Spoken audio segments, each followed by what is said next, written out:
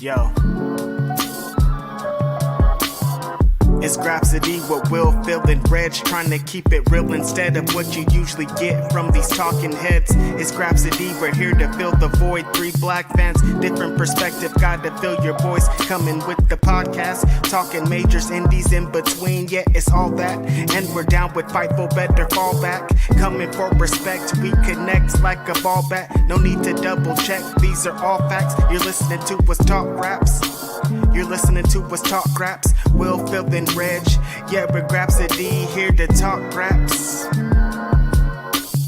Yeah, we're Grapsody, here to talk raps. And ladies and gentlemen, I hope you brought your Sunday best, because it is Sunday, February 20th, 2022, and this is Grapsody. Welcome.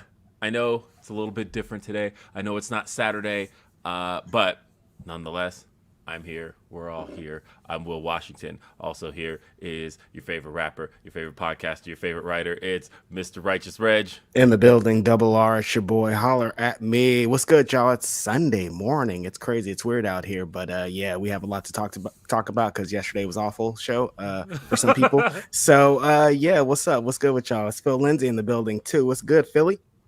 I'm here, man. I hope you guys got up this morning and listened to Vanessa Bell Armstrong, got all your church in. I don't, some people might not have enjoyed that show last night, but God did answer our prayers because Kyrie is wrestling again and she is away from that company. Let's go, baby. Yeah. For a second, I thought you were talking about Kyrie Irving, and I was like, wait, what's going on? I missed something big last night. Kyrie's still dodging that jab, man. I don't know what's going on. What's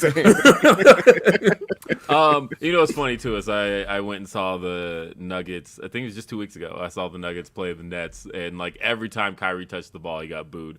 And I think it was just the case of everybody in the building was like, man, we couldn't get in without a shot, and you got in. Yeah, what's going on here, bro? What's the protocol out there? Yeah. You know what, though? It was I almost wanted to say a fun week, but for one person here, it wasn't. I forgot. I forgot. Yes, it was going pretty great. Week was popping off super well. On Monday, I mean, just an incredible day of celebration. They showed a great video on AEW Dark Elevation. My God, it feels like so much has passed since then. Yeah, no, that feels like ages ago, right? And that was just last Monday. Yeah. So yeah, my big homie talked on AEW Dark Elevation about the track that we did, me and Will Washington, produced by Will Washington. Talked about working with Righteous Reg. They showed my name, Righteous Reg. Like, I can't even, I'm still like, that feels like 500 years ago. Like, these days are just like, there's so much going on all the time. Yeah, so stuff was going great, popping off. Everybody was excited. Everything was dope. Thursday morning, it's lit. I'm ready. Got my car. Well, Wednesday I had a day. I had to get my car registered. I had to get oil changed. I had to get a smog because my car is 8 years old now. Thanks, whatever bullshit rule that is. Had to go through so much because to get ready for Thursday, I'm about to drive for 5 hours to Los Angeles to see New Japan Pro Wrestling Strong with the homie Will Washington. It's like a great thing about to happen today. So I'm on the road. By the way, as a matter of fact, let's number 5 this one, because we'll put this one at the bottom just because of how the day went. But yeah, let's. I got to rearrange them, but rearrange them. Yeah. Yeah. So, and you know what's funny is that we were kind of in our little secret. As people, I would say. Because obviously we were heading down there for no reason. Not that I wouldn't want to see New Japan, or New Japan Pro Wrestling Strong rivals, because it was a great card and there was some great action on that card. But I definitely flew out for one reason. I mean, Will Washington's in the building for 4 or 5 hours or however long he's in LA. It's for a reason. Yeah. Well, people were picking up on it too. Well, one thing was, so New Japan posted the graphic, the US of J open challenge, and they put up the silhouette, and everybody's like, wait a minute. Yeah. that is pretty obvious whose silhouette that is. That looks like Swerve. Yeah. And but I will say a lot of people in the building did not know. There was pretty much they announced the mystery opponent. People were like nudging each other, like, "Is it Matt Cardona?" And I saw somebody who was like, "Oh my God, Will Ospreay's here," and I'm like, Wow. man. I was like, this is going to be interesting. What the reaction is going to be. A lot of people in the building did not realize who it was. But yeah, we knew, and we were gonna like. That was the thing, was I always said that I'm not gonna see all his matches. There's no fucking way, especially as his bookings start to ramp Especially up. right now, as Yeah. someone on the way to the UK. Yeah, but I did. But you know, I had made a promise to Swerve that no matter where his first match was going to be, I would be there.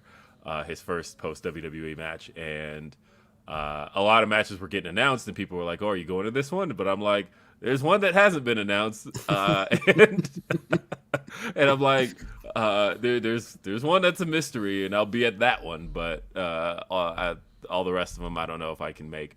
But yeah, so, but you, Reg, were gonna be there as well. Yeah, and so I'm hop up. It's like 8 a.m. Get my car gassed up, hit the road. I'm driving, music's playing, everything's, it's normal. I'm on my way. I'm on a journey. We going to LA. That's regular. I always do that. So I'm just driving along, and then I hear like a pop, and I'm like, that's weird. And so I just like skirt off to the side of the road, and I'm like, look at 2 tires on this side. Good. Go to the other side. Boom. Big pop tire. I'm like, cool. Got him. This is perfect. This is great timing. I'm not on my way to LA. I'm not on doing anything right now. I could just have this pop tire, the side of the freeway. There's semi trucks. It's just like a scene. Everything you would think that's happening right now on the freeway is happening. So I'm like, yo, where am I? What's going on? There's nothing. It's the middle of fucking California, just cows, nothing. So I'm like, yo, I don't know what I'm gonna do. I take a video first because I'm a millennial in the world. Well, like, it is funny too. My wife watched that video and she's like, "Does Reg have a way to be like mad where it's not funny?" Because like,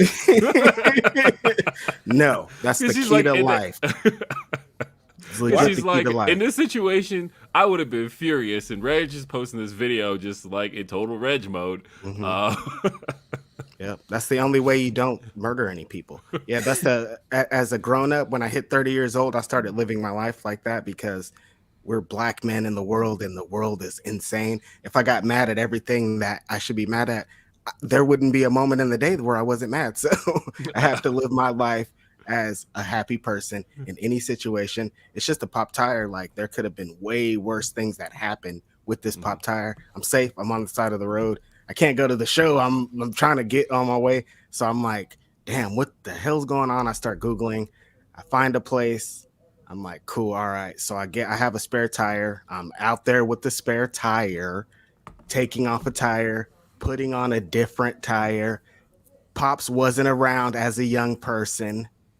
No one taught me how to do this. You know who taught me how to do this? YouTube. Everybody's dad, YouTube. Shout out to YouTube.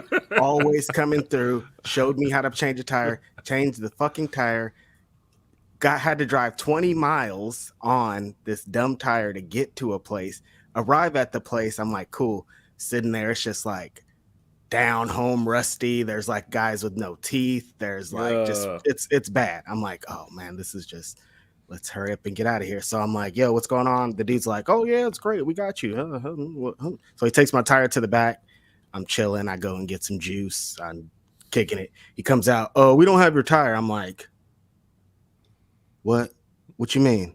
I need it right now. I got to go. I'm on my way to LA. He's like, well, we don't have it, friend. I don't know what to tell you. I'm like, yo. He's like, well, you have the spare tire, so it's cool. You can drive longer to the place that's next to it. I'm like, what are you talking about? That sounds dangerous. It's crazy out here.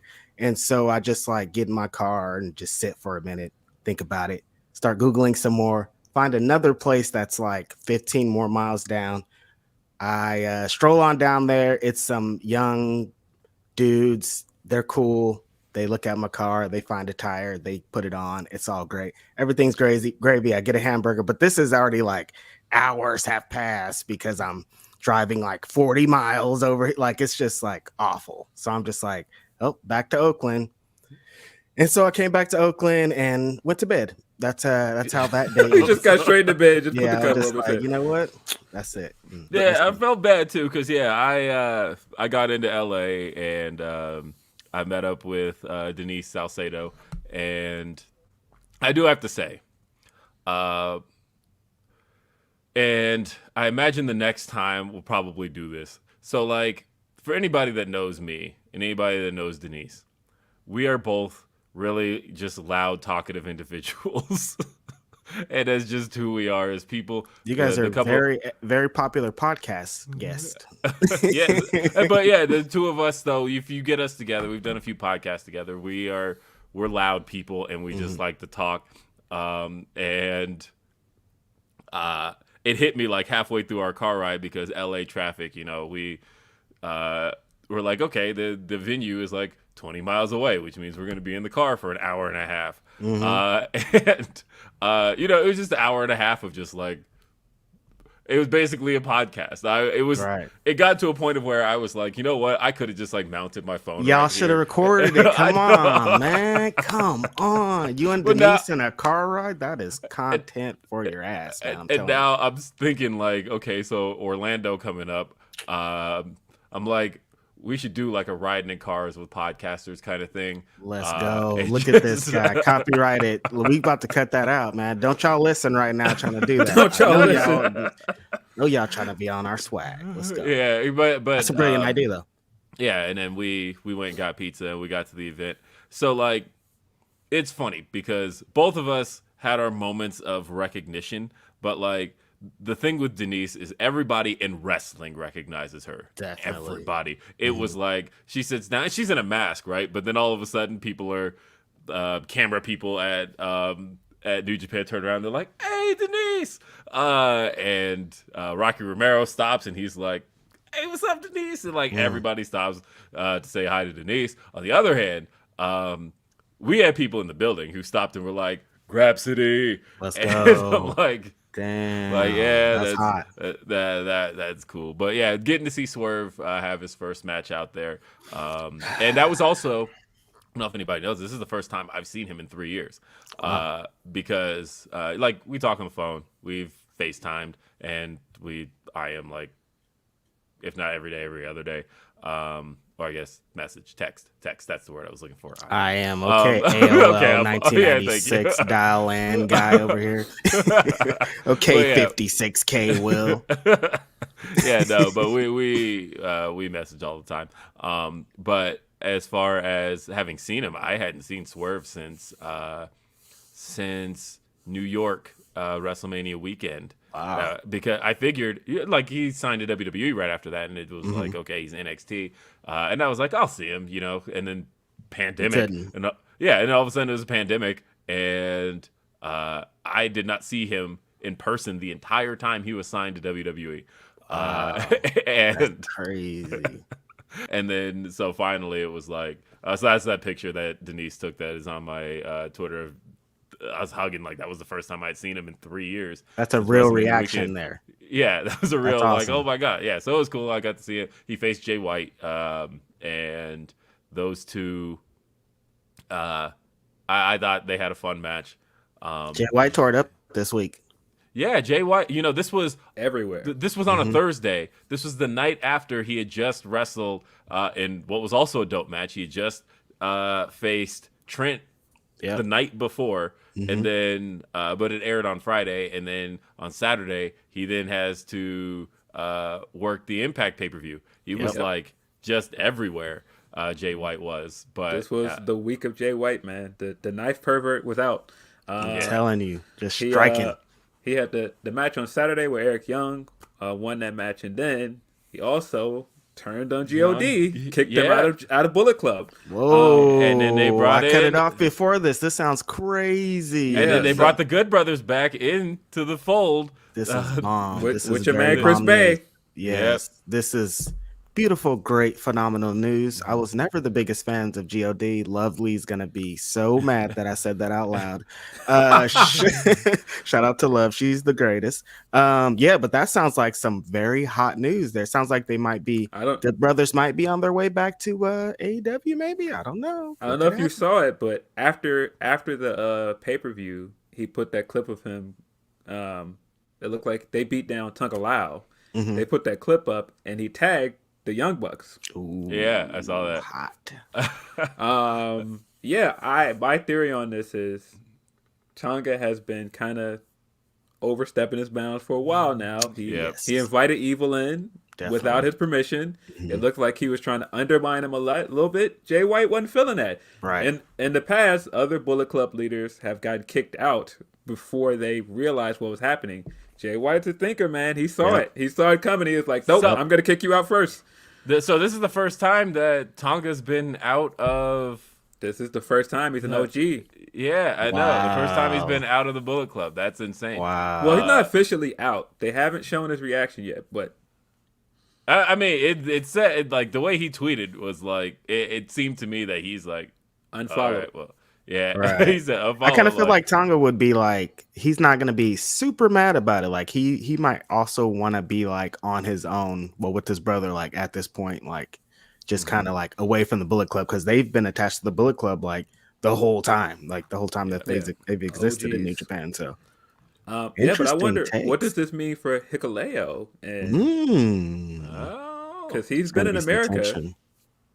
Yeah. I mean, they could do this Impact, not Wolfpack, Black and White, NWO style, 2 Bullet Club type things. You never know. I don't know. I hope not. I mean, that's essentially what the Elite was, though, right? Like, yeah, because I mean, and you had the New Japan show last night where it didn't look like any of this phased what was going on in Japan, because you still had Evil and House of Torture doing their thing. They're still trios champions, right? So I don't know. Maybe like the God is gonna stay with House of Torture. House of Torture is going to become their own clique now instead of Bullet Club. I don't know. Could be anything. Yo, last night was super hot for things. You guys see any basketball, man? Carl Anthony Towns fucking boom, boom, boom was draining them, man. That 3-point contest was insane. I only caught the slam dunk contest. I didn't catch the 3-point. Yeah, I was watching the Impact show, and after that, I ended up watching the New Japan show. So how was I left before when the Deanna match happened. How was that match? That was a good match. She had the open challenge with Miranda Alizé. Yeah, a lot of people were expecting certain people who... Yeah, I kind of thought it was Mia Yim, maybe. Well, I mean, you kind of know where they're heading, and the people that people were expecting, and I thought, I don't see them being Impact bound. Right. I've maybe heard a couple of things, and so I mean, after this Josh Alexander tweet, I don't know what's going on over there. I don't know, man. It's crazy over there. I will say though, really quick, back on the topic of the New Japan rivals, I will say getting to see a lot of those guys kind of back in their element. Daniel Garcia, and Buddy Matthews. I thought everybody just and Shane Thorne, what the hell? They kind of thrive in that element, huh? That like smaller, just like gritty, just kind of. Now there were some obnoxious fans in there, and like at a wrestling show, you don't say. Yeah. LA fans be on some wild stuff sometimes. I don't know just like chanting WWE shit, and it was kind of whack. And I'm like, get out of here. Yeah, I like stop it. Stop that shit. If they did a what chant, I'm out of here. Cut it out. Hey, what? Oh no, my God. And by the way, again, if you didn't enjoy Elimination Chamber, you could always watch Naito versus Okada from last night, which was fantastic. Well, so there was a dude. I was so like much wrestling last night. There was a dude that like me and this guy were like making eye contact like most of the show, right? Because like every time there was like something obnoxious the fans were doing, we both kind of looked at each other. I didn't know this dude at all. We just kind of looked at each other and we're like. You like kind of meet somebody, and you like both on the same page, and we both had this look of just like, man, shut up. There you go. But the funny thing was, it was right before. So Jay White makes his way out for the main event, and and there's a silence. Everybody's waiting for who it is, and dude like looks over at me, and he's like, "Who is it?" And I just mouthed at him. I said, "Swerve," and he's like. Like starts bouncing up and down, and then like 10 seconds later, Swerve's music hits, and I love that. Yeah, and so that was the moment too. It was cool. And Swerve is he's out here, man. He was out He's at out Defy here. before that, a couple of days before that. Yeah, that was making a another very one that surprise appearance. that was another one that I was like, okay, I'm gonna be smart about promoting this one without. Because It's like, why all of a sudden is Will promoting a Defy show? I'm not gonna say anything about what to expect here, but I'm gonna say this going forward. Look, I'm not the guy who wants to spoil people's wrestling things. Like, if I am aware of something, there's probably two people who are also going to be aware, and one's next to me and one is right under me, and that's it. Like, I don't like I tell these we guys have a lot of stuff that doesn't leave the chat. You guys like, yeah, lot of stuff. You have to. That's how it works. Nah, for our eyes only, bro. Yeah, this like I don't want to be that guy to like report stuff I've heard, because that's not.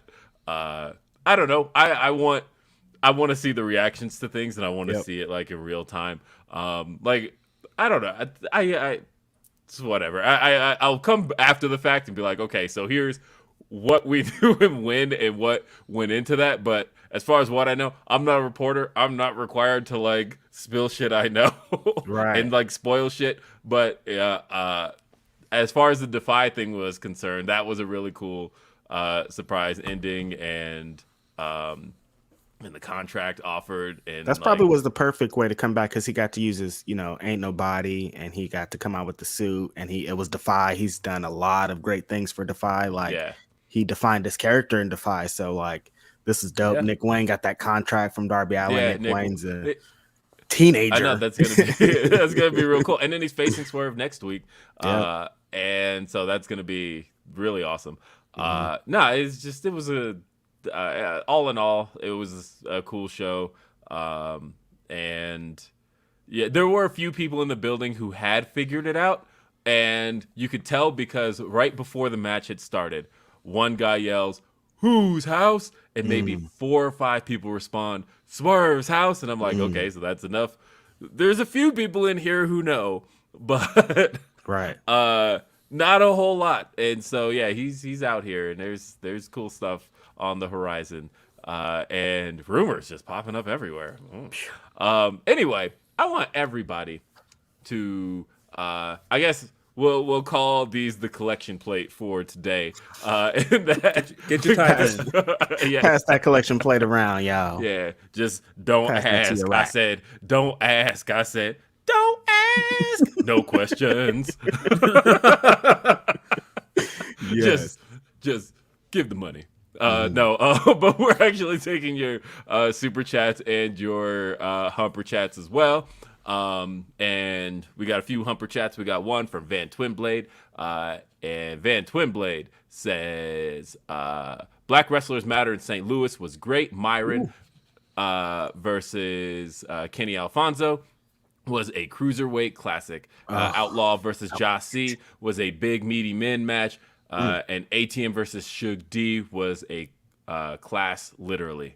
Yes. Damn, shout out to Black Wrestlers Matter St. Louis. They specified on Twitter that it wasn't Black Wrestlers Matter 2 or Black Wrestlers Matter 3. It's Black Wrestlers Matter St. Louis. Shout out to them. They had a great card. I can't wait to see this show. It sounds like they killed it. Yeah, Life of Deem. And congratulations, Life of Deem, who won my Revolution tickets that I gave away on Twitter this past week. So shout out Life of Deem. Congratulations. I hope to see you there at Revolution. He says, happy Sunday. Hope all is well. I have to say, especially after watching Raw, SmackDown, in the Chamber, I don't understand why Cody would go back. Man, we got a lot to talk about there. WWE has sacrificed. What are you talking Who the hell is Cody? WWE has sacrificed everyone in the Raw and SmackDown main event scene and 2 titles for the 8th Brock versus Roman match. They've sacrificed everybody in WWE, including the women, the announcers, like anybody there. They've sacrificed them. I'm assuming we're going to get into chamber stuff later. That's the next topic. But we got Monique says, "Happy Sunday, Kings. I haven't been to church in a while, so I'm looking forward to today's sermon." I have got a sermon for you, and it's in the next topic. Let's go, baby. So, Wow. Riley Walker says, "I saw that Swerve Switchblade match, and it was dope as hell. This is my first time seeing Swerve, and I'm excited to see more of his work." That's crazy. He's going to get the same thing because a lot of people, when Leo came back, a lot of people were like, I've never seen Leo Rush wrestle. And I'm like, what? That doesn't even, how do you, but that's crazy. But I mean, some people don't watch WWE. That's like a real thing. They don't watch NXT. They don't see that, you know? I talked to somebody just this past Monday who like doesn't watch any WWE. And so, and they like weren't really following indies much. They really just watched a whole lot of New Japan for years and then watched AEW now. And so, they're like, so with Swerve hitting the scene again, they're like, I never got to see any of his old stuff. And they were like looking up his matches with Darby and the match with Riddle and all of that and like looking up whatever they could. And because it's a shame, like his Evolve stuff isn't really like findable because like he faced Matt Jackson in Evolve and beat him clean, one-on-one. And so there's stuff out there that people haven't seen, and I'm excited for people to get to know Swerve over these next. Watch Pluto, man. Turn on the Pluto Pro Wrestling Network. They got hella Swerve stuff on there, and it's all great. Let's see, and then we have Orion Ben 666 says, "So much for a Sunday, Kings. Bullet Club across 3 feds, Powerhouse, Lee Moriarty, Trish versus Swole, Swerve's takeover, Bianca, Naomi, Lashley, and now y'all see Big E's fit at Daytona. Lit. I did see the picture on Twitter today. Hey, and shout out Colin. Hey, shout out Colin. Yeah, Chris Mueller says Grapsody boys getting famous. You love to see it. Thank you, Chris. We out here. We got John says, "Hey guys, EC was trash as expected. Dynamite was a fun show this week. Thoughts on AEW having Wardlow, Keith Lee, and Will Hobbs in the ladder match?" I said that last week, right? In our group chat, I was like, man, I want to see the Haas match. I want to see big meaty men slapping ladders. And and we got, I was like, because wouldn't it be dope if Hobbs won the match against, mainly because I think the story that's not done yet, and I didn't want to see him put in the ladder match right now, is Dante versus Starks. As Starks, one-on-one. That's the story that is not done. That's been actually going since September. And we're not done with that. Like, we got to get a proper one-on-one here. And I was like, I don't want to see those two put in the ladder match here when their story needs to be finished one-on-one. Right. And it doesn't even have to be necessarily Revolution, because there's also the Rampage prior to Revolution. You can do it there because it's in the same building. But I want to see it one-on-one. J Blood says, "My Sunday is blessed. Skip church for the first for the last 20 years for this." Come on, man. Glad you're continuing this streak this Sunday. Yeah, continue the streak. Be blessed, brother Blood. Be blessed. Yes. Be healed. Moxie says, "Need a Powerhouse Lee spot at the ladder match."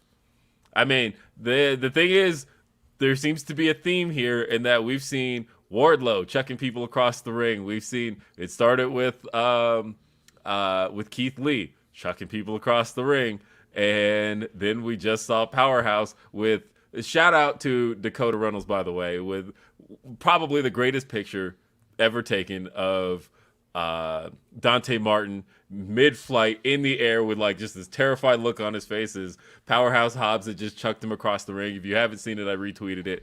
But yes, Dakota Rhodes, she tweeted out what I thought was the best picture of Powerhouse Hobbs and Dante Martin. So great. And then Bear Hudson says, Bianca Belair and Naomi are great in their matches. Bianca Belair is a generational talent from her in-ring work to how she represents for the culture. 100% agree. 1,000,000%. She's incredible. Everything she does, she's great at it. Yeah. Well, let's talk about it. Because we did have. Yeah, let's talk about it. All right. We got the Elimination Chamber. Took place live from Saudi Arabia. Booted us to Sunday. Because I'll say this. Shout out to Anthony Scatz for this point. but matinee wrestling shows are pretty good. Yes. Like just Agreed. the idea of getting to watch it like in the middle of the afternoon. It's actually, and then you got the rest of your day, and Agree. I would love to see them under different circumstances, but for the most part, having an afternoon wrestling show is not bad. And that's the thing is WrestleMania weekend. There's a ton of that, right? Like, I've tried to make sure that I attend every time I go. I see pancakes and pile drivers put on by Revolver. Yeah, I'm always at noon wrestling shows during WrestleMania weekend. Yeah, so It's a great way to start the day. Yeah, it is great, and if you're trying to get 4 wrestling shows in a day like I do, you got to start early.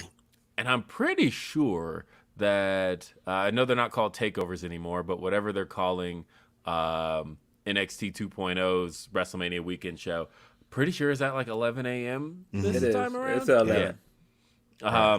I'm curious to see how that does because they're not doing a small venue; they're doing the Mavs arena, and then basically telling all those people, okay, now come to WrestleMania later in the like a couple hours later. Yeah, they're on the same day. Same day. Same day. You've got Effie's Big Gay Brunch, I think, at noon that day, and I think there's a Mission Pro show at like 2. And they'll be legit at that time. What time is it? Like at 11 a.m. There'll be like at least 5 shows going on at the same time. Right. Yeah. It's crazy out here. What are y'all even beyond that? Even if there was 0 shows going on, your own show is fucking going on the same day.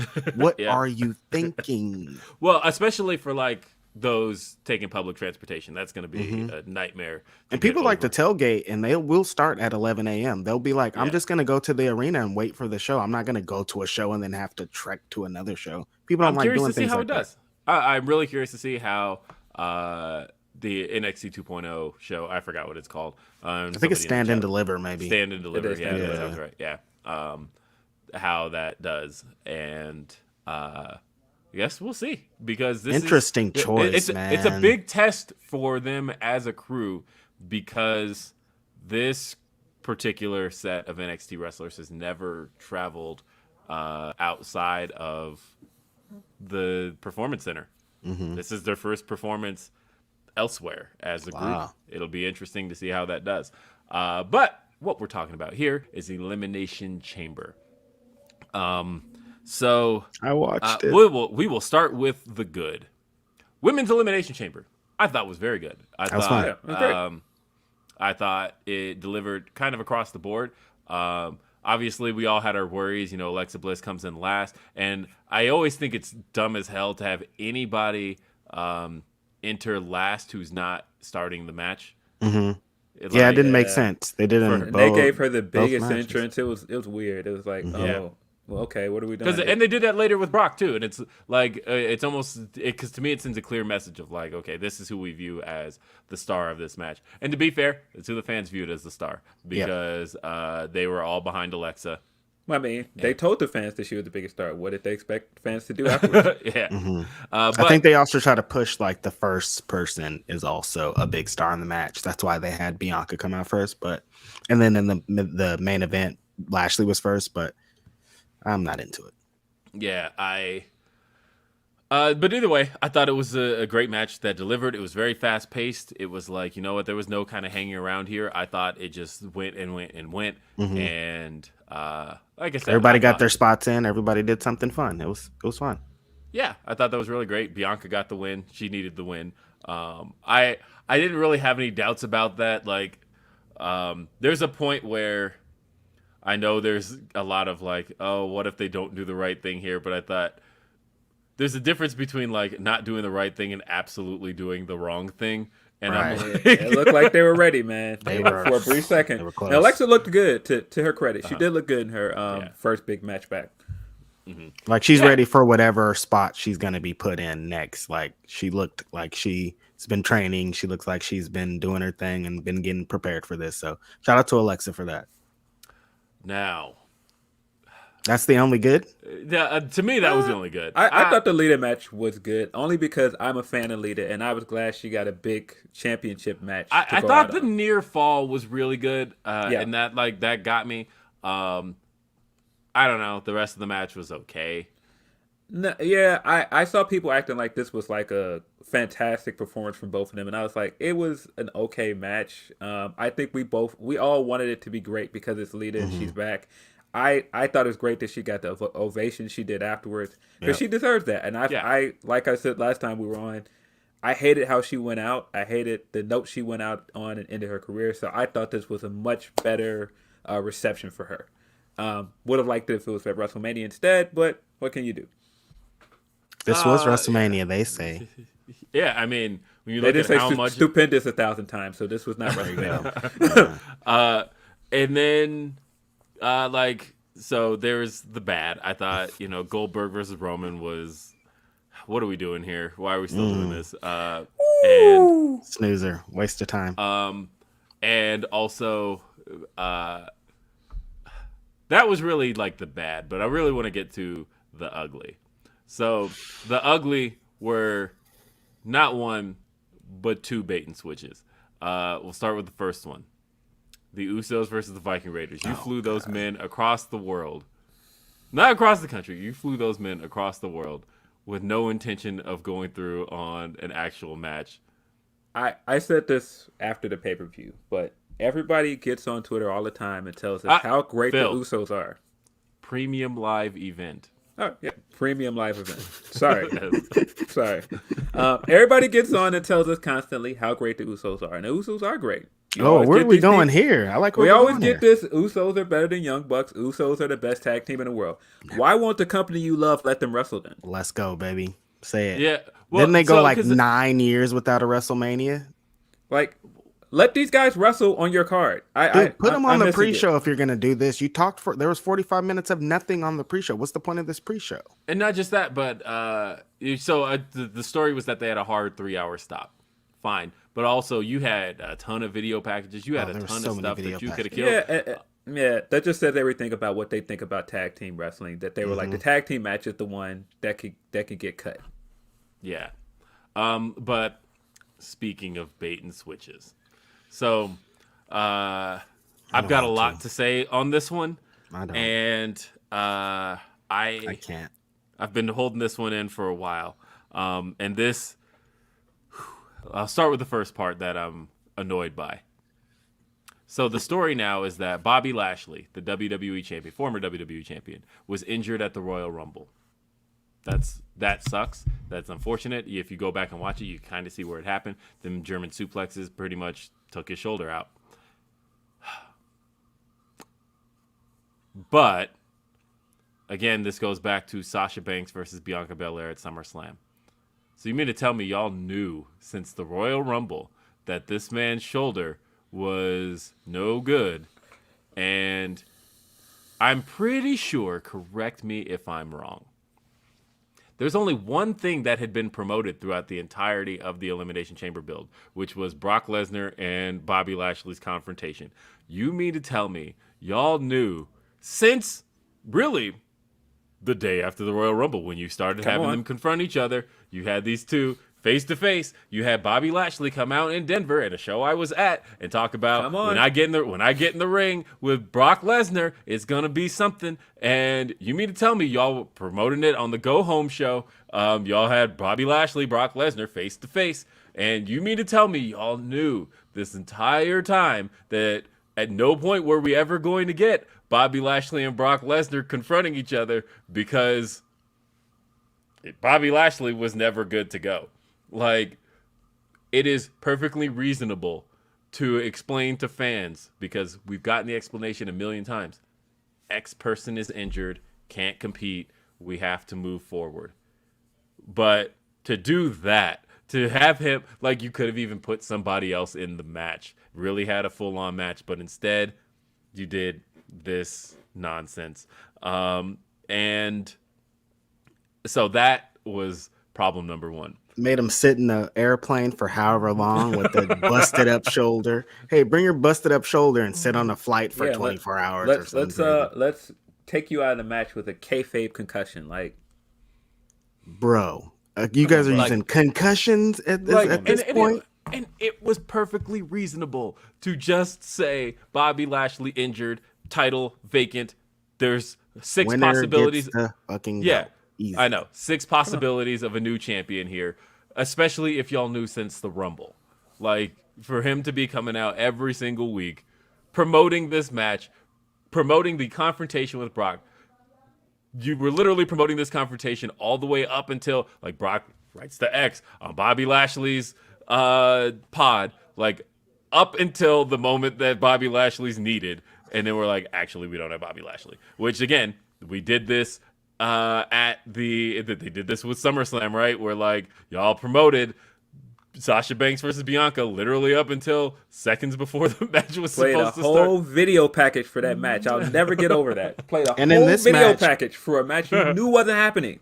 And in this Elimination Chamber match, when Lashley's coming out, they were like, Lashley's really looking forward to his confrontation with Brock. They pitched it again Yeah. in the entrance. You pitched it guys again. literally pitched all of this shit. And that, to me, is just the most obnoxious thing. You guys knew that Bobby Lashley was not good to go. That is some bullshit promotion. Come And on, that dude. is like peak Carney shit. But anyway, the match itself also whack. Because no matter what built up in the match, no matter what was happening action-wise throughout the match, I hope all of y'all who have been hoping for all these years, man, can't wait to see Riddle get in the ring with Brock Lesnar, because, you know, we're going to see 2 legitimate fighters square off. I like how And- Brock turned his back to him when he walked in the Elimination Chamber. He looked at everybody except Riddle. He turned his And back then- to Riddle and kept walking. And then when he finally got in the ring with Riddle, F5 and he's done. See you later. But then Seth Rollins, F5, done. See you later. And People were like, Seth Rollins could win this. No, he can't. no, not only I was can he- rocking that ring. Yeah, but the thing is, these are guys who 3 years ago faced off at WrestleMania and Seth Rollins won. And Seth now Rollins we're- beat him at SummerSlam. That's part Beat of him at Seth SummerSlam. Rollins' little promo pitch is that he beat Brock Lesnar. And Yep. yesterday not he here. got No. destroyed. Yeah, got destroyed. Came in F5, you're out. And then AJ Styles got a little bit of something, but then F5, you're out. And then Gone. Austin Theory got to show out. He got the most offense because Yeah. he's a Vince project. Yep. And then, but then F5 off the pod, definitely done. And new WWE champion Brock Lesnar. Brock Lesnar, like we all knew. We knew he was going to walk in, that it was going to be champion versus champion at WrestleMania. Even the way that he got into the match shows how they feel about Brock Lesnar. It wasn't his turn, as always. It's never his turn. He came when it wasn't his turn. He got and wait his just turn. did whatever he did. Every time Brock Lesnar's in the building on camera, he could do whatever he wants. There's no consequences. Yeah. He could pitch any match he wants. He could be at anywhere, any moment, anytime. And he did it here. Bust out of this pod, beat everybody up, and won the belt. It's like, what is the point of this? I felt like I felt like a drumline. Why do we rehearse? Why do we do things? What is the purpose? What is the purpose of Royal Rumble if you were just going to give this man a title match again and just give him the title again? What was the point of day one? You setting up all these people to be in this match with Big E to set up this title picture on Raw, and then you were going to have Brock come in and beat all of them within seconds. None of it matters. None of it matters, sir. If Brock is there, who cares who else is in the picture? Doesn't Because matter. they're going to lose. That is They're what losing. this company has told you over and over. I don't care if we spend a year giving you this Kofi storyline. When Brock is in the ring, he has to lose. Same thing with Big E. We Yep. spend all this time building up Big E. Brock's there. Nope, he has to lose. Everybody, when they get in the ring with this guy, I have to lose for this guy. I get it. The guy's a draw. He's a star. I get it. We get it. We don't need 2 titles in this storyline with him and Roman. We don't. We've seen this match over and over. I don't need 2 titles in this match. I don't. It's so they could tell us that Roman has 2 belts. He's also better than everybody. Guys. He's second best. You At know the what end- though? Does it even need 1? Because I was thinking about the fact that, like, we saw Rock and Austin 3 times at WrestleMania, and this will be the 3rd time Brock and Roman has happened, right? And like, there came a point where Brock and Rock evolved beyond the titles. Or not Brock and Rock, Rock and Austin. Rock and Austin evolved beyond the titles. It was like, okay, now we've seen it so much. You know, it was contested between the 2 champions, but now they've reached a point where it's become so big that it's just about these 2 men's egos, these 2 massive stars, and it's beyond either world championship. And like, you can do that at a certain point, can't you? But either way, nope, champion versus champion. I got some things here, though. But let's read some super chats. We got Mike says, no question. Just saying thanks for y'all on a lazy Sunday. Thank you, Mike. Hey, man, we're here to work, appreciate bro. it. Zach says, hello, Grapsody. I hope you all have been well. Reg, SRS agreed that we need an Alex and Reg Sour Graps at 4.5K select subscribers. We only need 23. That is also if you want to do it as well.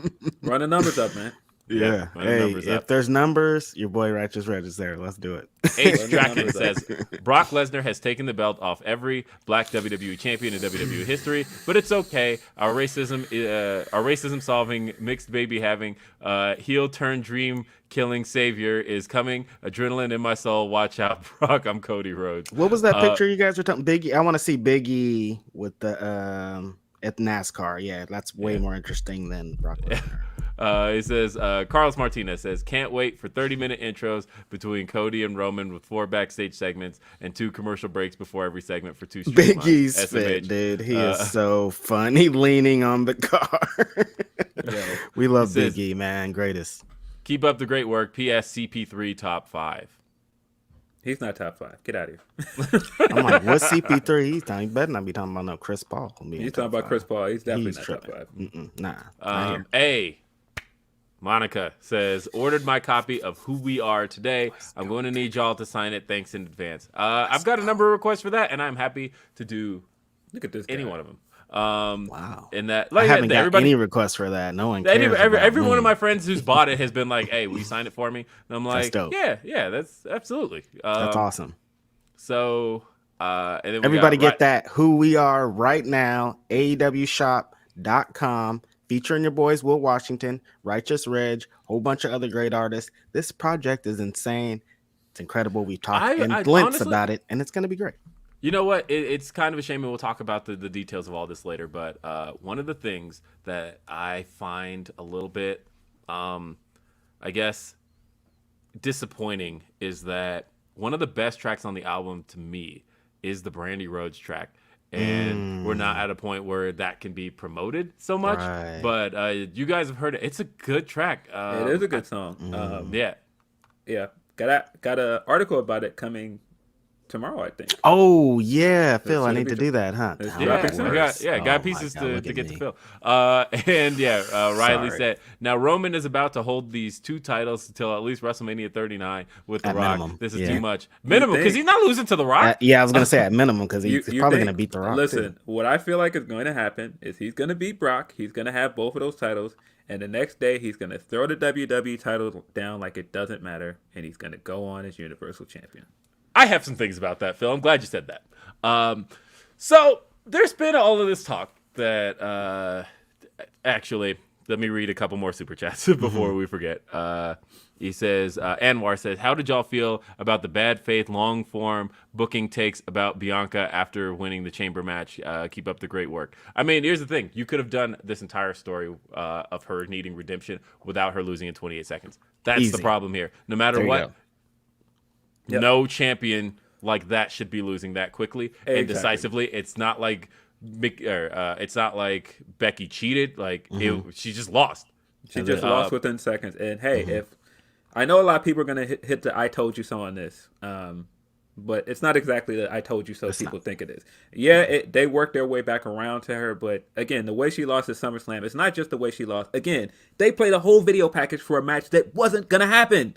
And the thing is, there still could have been a match, especially because I think Becky is actually been on a bit of a tear. Like, she is having some great matches. Becky could have worked that match and didn't.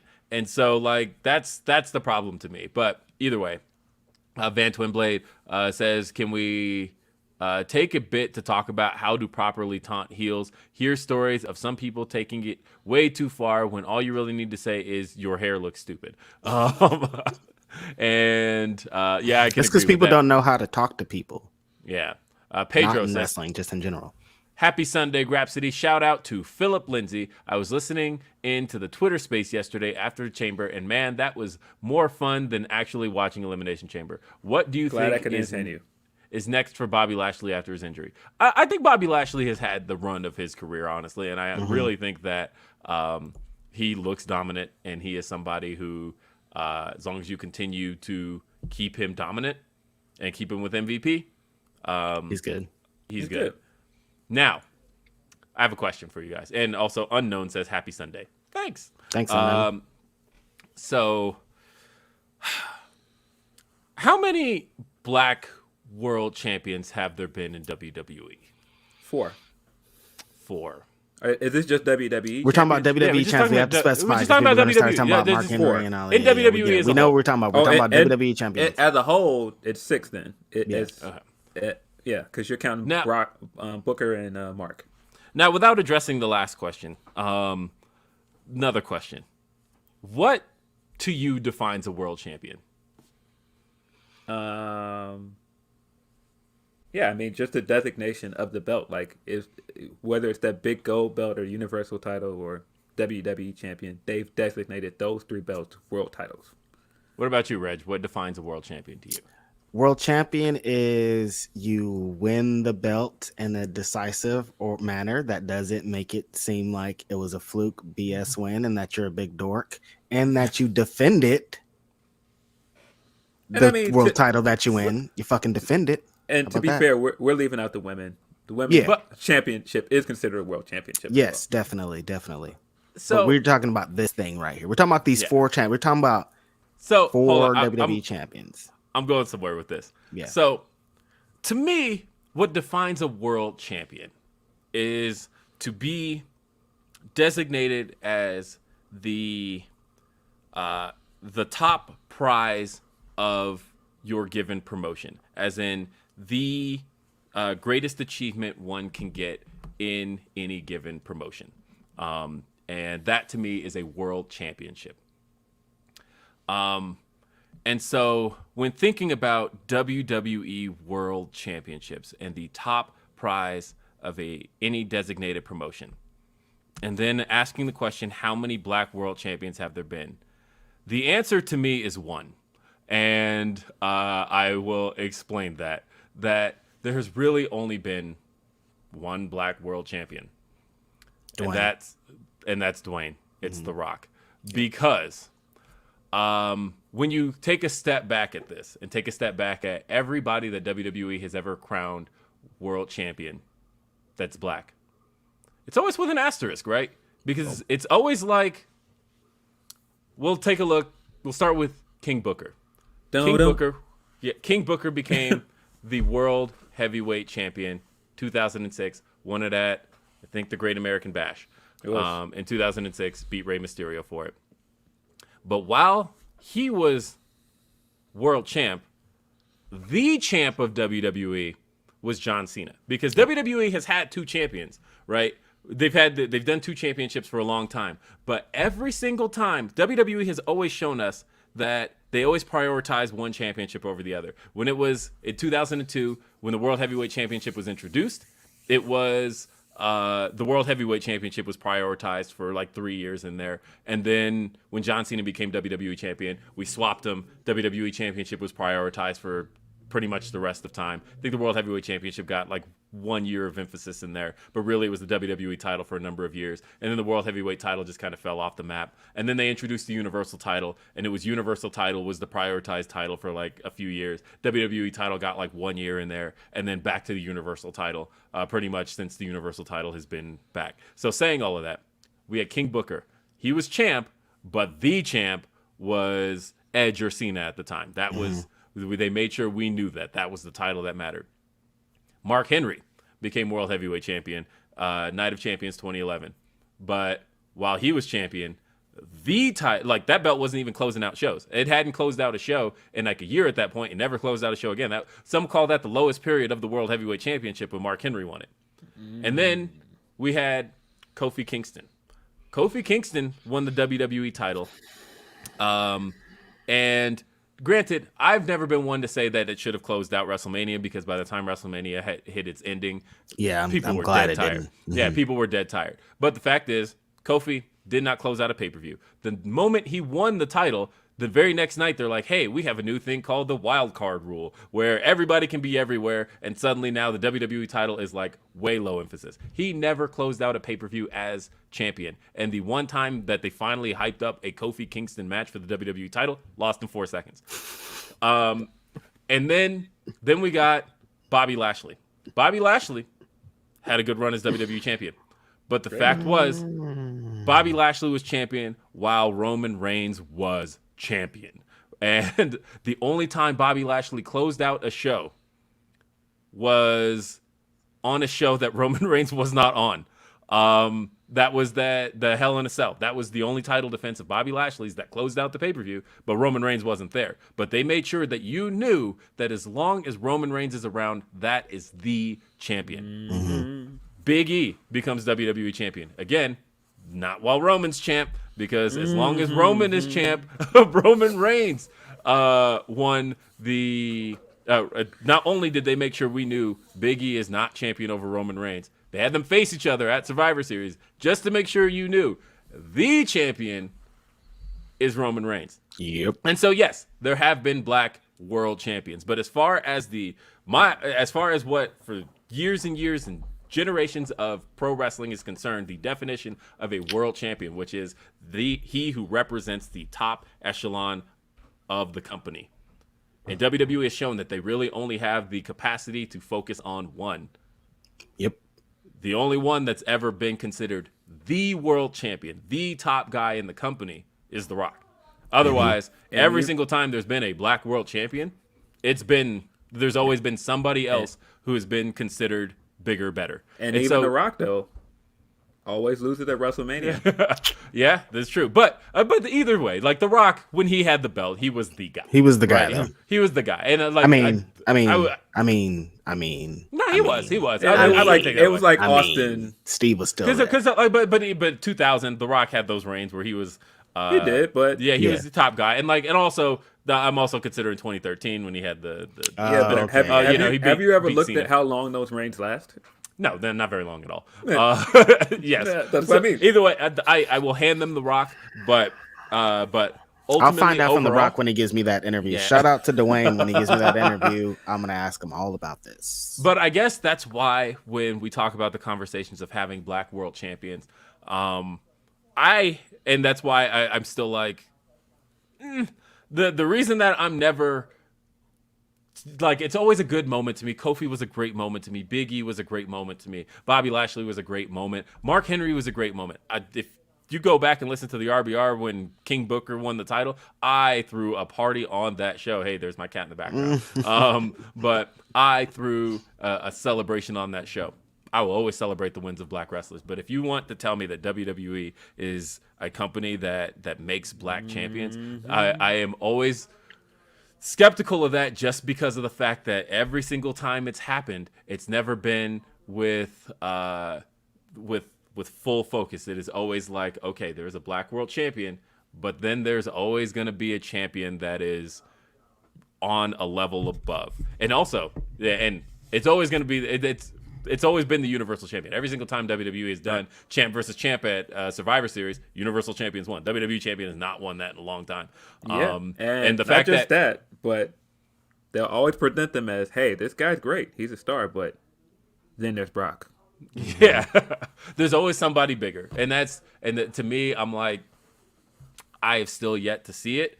And so when I'm asked things like, well, how can you be a fan of AEW when they haven't made a black world champion, but WWE has? To me, I'm like, it's all the same, because, it's like, okay, here's a world champion, but world champion, or here's no world champion at all. I don't know. To me, like I said, it's all the same to me. Like, Will is trying to get us kicked out of here. This will be our last episode of Grapsody. I knew that. I've been holding on. I told you guys I had a take that I've been holding on to for a long time, and I wasn't sure that that I'm like, I wanted to get this out there, but I was like, but you know what? If Bobby Lashley loses tomorrow, then I have to. I've been holding on to this one a while. But you knew he was losing. Brock's in the match. Yes, I know. If Brock is in the match, he's losing. Yes, you're losing. And that was the thing, was I'm like, why is it that look at day one, for example. Day one, I think, is the best example of everything I just said, right?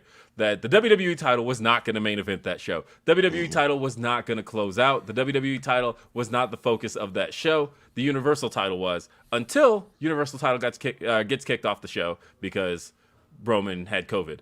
And so now the WWE title gets the main event, but not for you. But so not that for we you. can get Brock in the match. Yeah, but Big E don't get to come out last, and Big E's going to be the one to take the pinfall. Brock Lesnar's our champ now. Like, if we're going to put any emphasis on the WWE title, if the WWE title is going to go on last, if the WWE title is going to be the focus here, it ain't with you guys. It is going to be the Brock Lesnar match. That's where this belt gets the focus. And to me, I'm like, that's kind of all the same to me. And that's, like I said, I don't know. And I'm sure Get those church fans out. I am sure that's Spoke not to gonna the be, congregation. I am sure that's not going to be a popular take. But the thing is, that's how I see it. That I'm not like, I don't know. I understand what you're saying though. I don't know if I would say it's all the same, but they have not made any black person the face of their company. And anybody that thinks that they have, they're lying to themselves. And this goes all the way back to way back a bunch of episodes back when I said that company does not love us. They do not love black people. Motherfuckers never loved us. Stop keeping this lie going that just because they've made 4 black men WWE champions that they love us. Stop this nonsense with the North American title. It's never been done in a period where the WWE title is the focus of the company. Because, like, yeah, historically, the WWE title is the one that's lasted the longest, but the WWE title has had off periods where, like, from, like, JBL's run as WWE champion, like, historically, you can look back and say, well, he was WWE champion. But he was never the guy. Like, they made sure you knew that, hey, like, you had Hunter dropping shit on Raw every week, like, oh, the WWE Championship's a paper championship. Well, he would say that kind of shit on Raw, right? Sorry. He would drop in little lines, and, like, it wasn't until John Cena won and they moved the belt to Raw. That was when... I mean, you got a visual representation of Roman picking up the title and throwing it down at Royal Rumble. Yeah. Like, it has its off periods. There have been points where they're like, actually, we care about the other belt. And so... I don't know. But I will say... Great job, you guys. I like both of your analysts on that. I do not care about those motherfuckers. I'm letting Will cook on this. But no, I don't know if I would say it's all the same. But again, they definitely have there's level to this. There are levels to who they consider big stars and who they consider a draw. And even more to your point, they never let any of these 4 men come back. Well, not 4, those 3 men, besides The Rock, come back and get another reign. You let Bobby have this little transitional reign that meant nothing. You already knew you were going to take the title off of him the second you put it on him. Yeah, it was literally just to get him the Rumble win. It was like, okay, well, he can't win the Rumble as WWE champion, all of this stuff with Elimination Chamber just goes back to what I said when we came on here after Royal Rumble. Why did Bobby need to win the title if you already knew that you wanted to do this title versus title match? You've been saying it all year. You knew that's where you were going with this. Why did you need to take the title off of Brock and put it on Bobby? For what reason? Like, I don't know. I will always be in a mode of support black wrestlers, celebrate black wrestlers' victories, any place they happen. But I also have to be real about where I see certain patterns emerging. And I have just seen a pattern of when it's the black world champion, there's always just somebody one step ahead. Hey, before we get to our next thing, though, because we do have a thing coming up very soon, I think I want to read some super chats and see how the response to that went. Let's see. Pass the collection plate around. Let's see. Raj says, love Grapsody. It's been hard since the pandemic started, but you guys talking is a highlight of the weekend. Also, love Brock because he's gotten the most indecisive man, Vince, to worship the ground he walks on. Like, hey, Vince can't decide on shit, but man, can he decide on I am so utterly bored of Brock. I'm sorry. I mean, it is different of the fact that over the years there has not been anybody this goddamn dominant over the years, and it's like, but at the same time, Brock made that statement in that Pat McAfee interview a couple weeks ago where he was like, somebody just needs to step up, but it's like, you're gonna squash anybody that steps up. What are you talking about? Like, they're gonna feed anybody that steps up to him. It was a lot of privilege speaking in that conversation, and nobody wanted to say it, but it was. The privilege is a good way to put that. But yeah, the idea of like, I can't believe they're still pushing me like this because they could at any point push somebody else, but they just need somebody to step up. They loved it. And people ate that up and loved it. But next time your favorite black person is champion, he will pin them. So right, exactly. Eat it up. Lesnar's like, please get him hot. Please get him hot, so I can come in and hit him with 20 suplexes and F5 them and take their belt. One F5. One F5. One F5. That's all it takes, bro. Watch Roman kick out of 4 of them at WrestleMania. No doubt. He kicked out of 6 at the last. Hold on. He took 6 at the last WrestleMania. So in theory, we got to go for 12. Ooh. Yeah. Let's see. Riley says now Roman is about to hold. Oh, we talked about that already. No. Ibby says love the podcast, lads. Keep up the great work. What do you think will be match of the night at Revolution? I'm going for Cole versus Hangman. I don't know, honestly. Thunder Rosa and Britt Baker might do it. They got some heat behind them. They got some heat behind them. Ty says, I love how Brock can get on a podcast saying someone needs to step up. Meanwhile, he shows up whenever he wants and scraps the WWE champion in 8 seconds. Like, what? And that was the thing we just talked about. And garbage. And then Tremaine says, do we not consider Roman a brother? No. Here's the thing. I do consider Roman a person of color. I do consider Roman a minority, and all of these things. And that's why I think, and I said this back in January, having a conversation of diversity versus black representation, 2 different things. Because but I will say something. This whole, do we consider him a brother? Let's not let people get too comfortable. These guys, I know people are okay with them for some reason, dropping N-bombs and all this other stuff because y'all want to say, they're Samoan. No, they ain't just brothers. They're not invited to the barbecue. They're not of the culture. Cut it out. That's my thoughts on it. Like I said, that's Philip Lindsey saying that. If you don't agree with me, don't care. Like I said, I'm of the idea. Like I said, I do. It's Sunday. There's a lot of designations that Roman gets, and like I said, person of color, minority, all of that. He, I don't think WWE has ever done wrong by Samoans, but I do think that is a good piece of representation. I mean, besides WrestleMania 9, they made it. Yeah, and I mean, no, he is a person of color, but when you say brother, when I say brother, I know what that means. I don't consider him a brother. Yes, and that's why I said no initially, because I'm like, if we're saying brother, we're talking about that. I feel that to mean other black people. Unless you have another definition, and if that is, then no. But that's that. And then Tremaine followed up, not black but down. And so see, I don't. You let people get too comfortable, man. I'm not feeling it. People get too comfortable, and that's why you have certain things like him. Nearly dropping that N-bomb on national TV. That's why you have like Joe Rogan, because people are just like, that's the homie, he's down. Stop inviting people to the cookout. Yeah. Stop inviting people to the culture that are culture vultures. Now, not saying Roman is culture vulture. I was just saying in general. We're just saying. Exactly. I just mean when you invite certain people in, vultures try and slide in behind them. Definitely. Yes. Exactly. Chris says, I love this, talking about the World Championship. Nothing but truth. Also pre-order my album. Can't wait for it. Thank you, Chris. Yeah, thank you. Bam says, this talk just made me realize The Rock is the only minority world champion by definition. Maybe Batista because he's half Filipino. No, like I said, Roman is a minority, and Roman gets that definition. Roman gets if you're considering Rock, then you consider Roman. Same. Yeah, and I would absolutely consider Roman. That's not to say that. Yeah, I don't consider Roman. Definitely. And all the women, we include everybody. Alicia Fox, Jacqueline, everybody, all of them. Jazz. And Mad Genius says, I honestly feel like The Rock didn't acknowledge his blackness, so I never really considered him one. I feel like you have to pay attention because, does The Rock coast on it? No. But I feel like The Rock has had to answer that a million times where like people are like, you don't acknowledge your blackness. And he's like, actually, and then he'll just start talking about it. And it's like, no, it's not a foundation of who he is per se.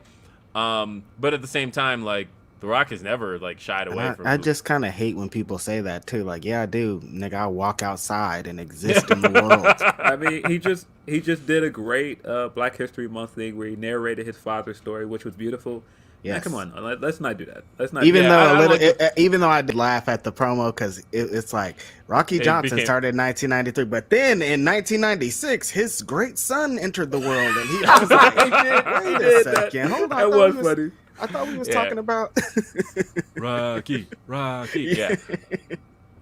And Mad Genius. Wait, that was Mad Genius. So we got JB Love says, just want to say how much I appreciate y'all being the realest wrestling commentary out there. Thank you. If y'all only knew how often I say fuck yeah at the screen, #team Grapsody. Hey, man. Thank you. We're here for you. yes. Daniel R said, really hope Baker and Rosa main event Revolution. They should. They should, but I don't know. I think it might be the Adams. Irene I think says, it may be too the many Adams. black world champion runs feel like a stat more than actual reigns. Whenever WWE stands act like WWE equals Wakanda due to it, I almost laugh now. Oh, I mean, man. so that, you know what's funny is what actually brought this to my attention was the graphic where they put it up for Black History Month, and it was a graphic. It's celebrating black world champions. And I looked at the graphic and I was like, not a single one of these guys was ever the guy.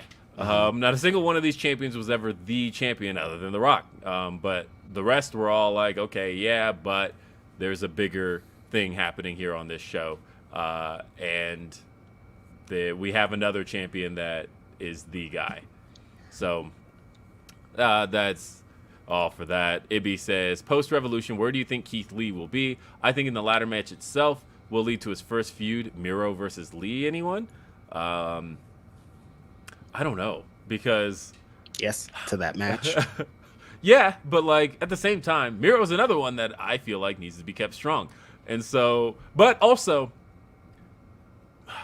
I think they're leading towards Wardlow winning the match, but yeah, I feel like they are because they're doing something because else. of the story that like when Wardlow, the story was that whatever title Wardlow wins, he has to give to MJF. Right. So, the story of Wardlow wanting the TNT title, but MJF basically saying, yeah, you're going to win it for me. Mm-hmm. You win the Face of the Revolution ladder match, you're winning it for me. Yeah. Like, there's a story to be told there. Because I don't want to see Wardlow win the TNT title. I want to see Wardlow kind of in that position because you got to break the contract first. Like, if it were me and I were writing this, I would have Wardlow win the Face of the Revolution ladder match, get his title shot against whoever he's facing, whoever the champion is, whether it be Sammy or whoever wins at Revolution, and then have it won, and MJF like celebrating at ringside like, yeah, I got it. And then Wardlow just kind of like walks away from the match like, no, I'm not going to do this because if I do this, MJF is TNT champ. Fuck MJF. I'm not winning this as long as I'm under the contract. Like, I don't want it because I'm not champion. I don't know. That's how I would do it. You're giving a free game to your homeboy TK right now. Look, man. Hey, look, I go back to September when I had tweeted out that I wanted to see Bryan Danielson versus Nick Jackson. And if you look, that match had not been posted anywhere else. I had not seen anybody else talking about Bryan Danielson versus Nick Jackson. I tweeted, want to see Bryan Danielson versus Nick Jackson. And we got Bryan Danielson versus... I'm sorry, my cat's just knocked over a lamp. And I was about to say, what's going on over there? Like, yeah, man, there's some noise. Yeah, so in case anybody's wondered why two cats are like, you see what looks to be the same cat walk by in like multiple directions. I do have two, and they just happen to be from the same litter. So they are siblings, and yeah, they are just like messing with the blinds, and yeah, they just knocked over a lamp. Kitty cats. Cats. Chitty chats. What I have. I have cats, guys. And they are great. But either way, let's see. Bam says, and Roman asterisk, forgot to add him in my last super. I don't remember what that one was, but I assume we knew who you were talking about. Probably minority championing with yeah. Filipino. And then Ibby says, I think the problem is WWE focuses on one or two guys for a long period, which I find a really surprising way to go. Why don't they want to build more? Because they can't. Because they never have. Because they don't want you to care about the wrestlers individually. They want you to care about the company as an entity. It's about They WWE. want WWE to be considered the biggest star in the brand. They don't want to create actual stars outside of their company. Correct. We've got Tom says, who are the other three hosses to join Keith, Hobbs, and Wardlow in the match, or who is gonna get bealed around by them in the match? Yeah, I mean, I could see them doing like that's the only thing. I'm like, are they gonna be doing that to each other? Because those are some big boys. I'm like, I could see like one more big guy or two more big guys. I could see like Miro and Archer, and then like a sacrifice. Somebody that has to have an awful match where he gets destroyed for the whole thing by five giants. Yeah, one small guy who's like, shit. Like, what am I gonna do? And sorry to that man. Yeah, I don't know who that person is, but there could be some funny shit happening there, and it would be good. Right. And then shout out Queen of the Ring says, loving this special Sunday service. Here's my donation to Reg's car fund. Thanks, Alex, and also congratulations on your new show, Complex. I did tell her personally, but I will say publicly on fire. The show. Congratulations, Alex. Thanks for that money. Complex, I need it, man. And congratulations, sir. It's crazy out here. Congratulations, sir, as well. Yep. Yes, shout out to Sir. Wilkins. That's a dope. That's a gig, man. That's fire. Shout out to them. They're gonna be killing it out there. I think they got Faye Jackson coming up very soon, maybe tomorrow. So shout out to them. Yeah, big shout out. And just big congratulations to everybody involved. That's a really big win, and that's a I love seeing people win, man. I love seeing everybody win. That's what I want to see. Hell yeah. And I promise that if I've ever had anything negative to say, like I said, I only have beef with takes. But as far as people are concerned, I want to see, especially, I want to see my people win. And I only have beefs with takes. Fuck that Hall of Fame shit. He's sorry. I don't fuck with Mark Calloway as a record label, as a motherfucking crew. I don't fuck with the American Badass. I don't fuck with the Phenom. Fuck that Blue Line motherfucker. Fuck Blue Line Mark I don't fuck with him. Let's move on. Yeah. Wow. Was not expecting that, but all right. And I'm trolling. Shout out to Undertaker. He's going into the Hall of Fame. He's in the, like I said on Twitter, he's in the Mount Rushmore of WWE. How do you have that character for 30 years? That's like a 2-year max character, and he just kept going with it. So shout out to him. Man. One of the greatest wrestling characters ever. And Brent says, Grapsody on a Sunday. Well, gentlemen, testify. And we got that up on the screen. Shout out Daniel to brother R. Devon. He just had some crass reading. He had like a surgery or something. Shout out to Devon Dudley. Yep. Daniel R. says, Brock says a star needs to get it, but Keith Lee did.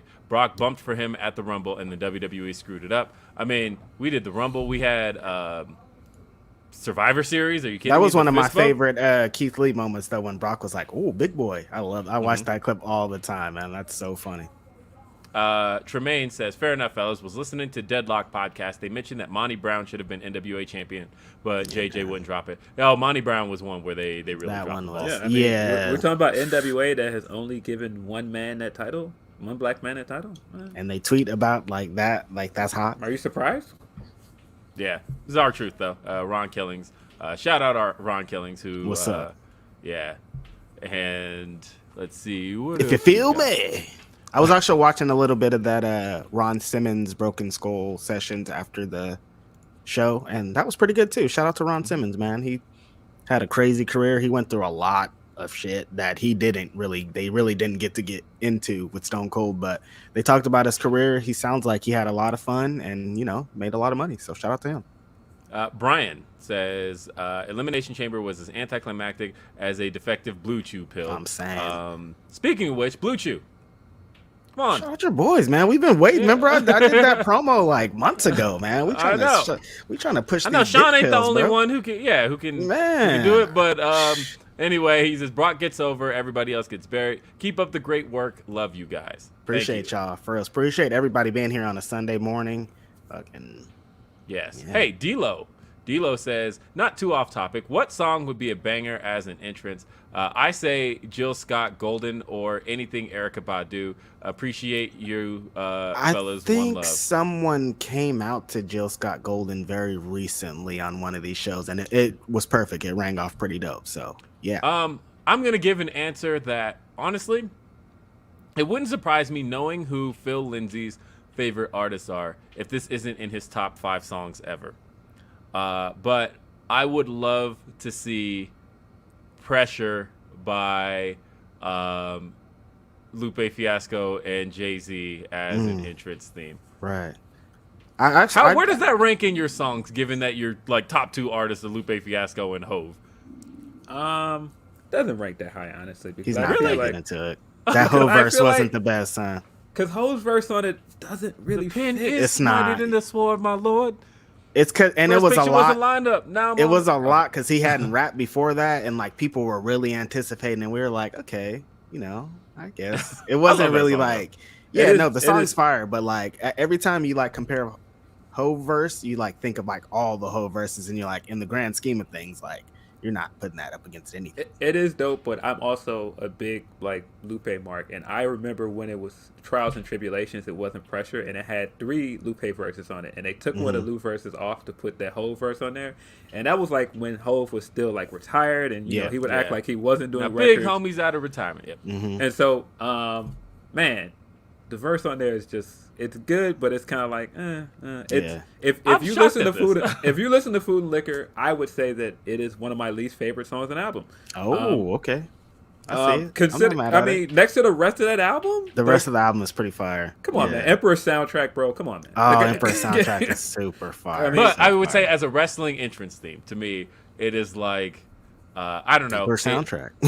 No, because I would just say the way the beat hits and the way it. No, I it is agree. definitely- It's very somatic.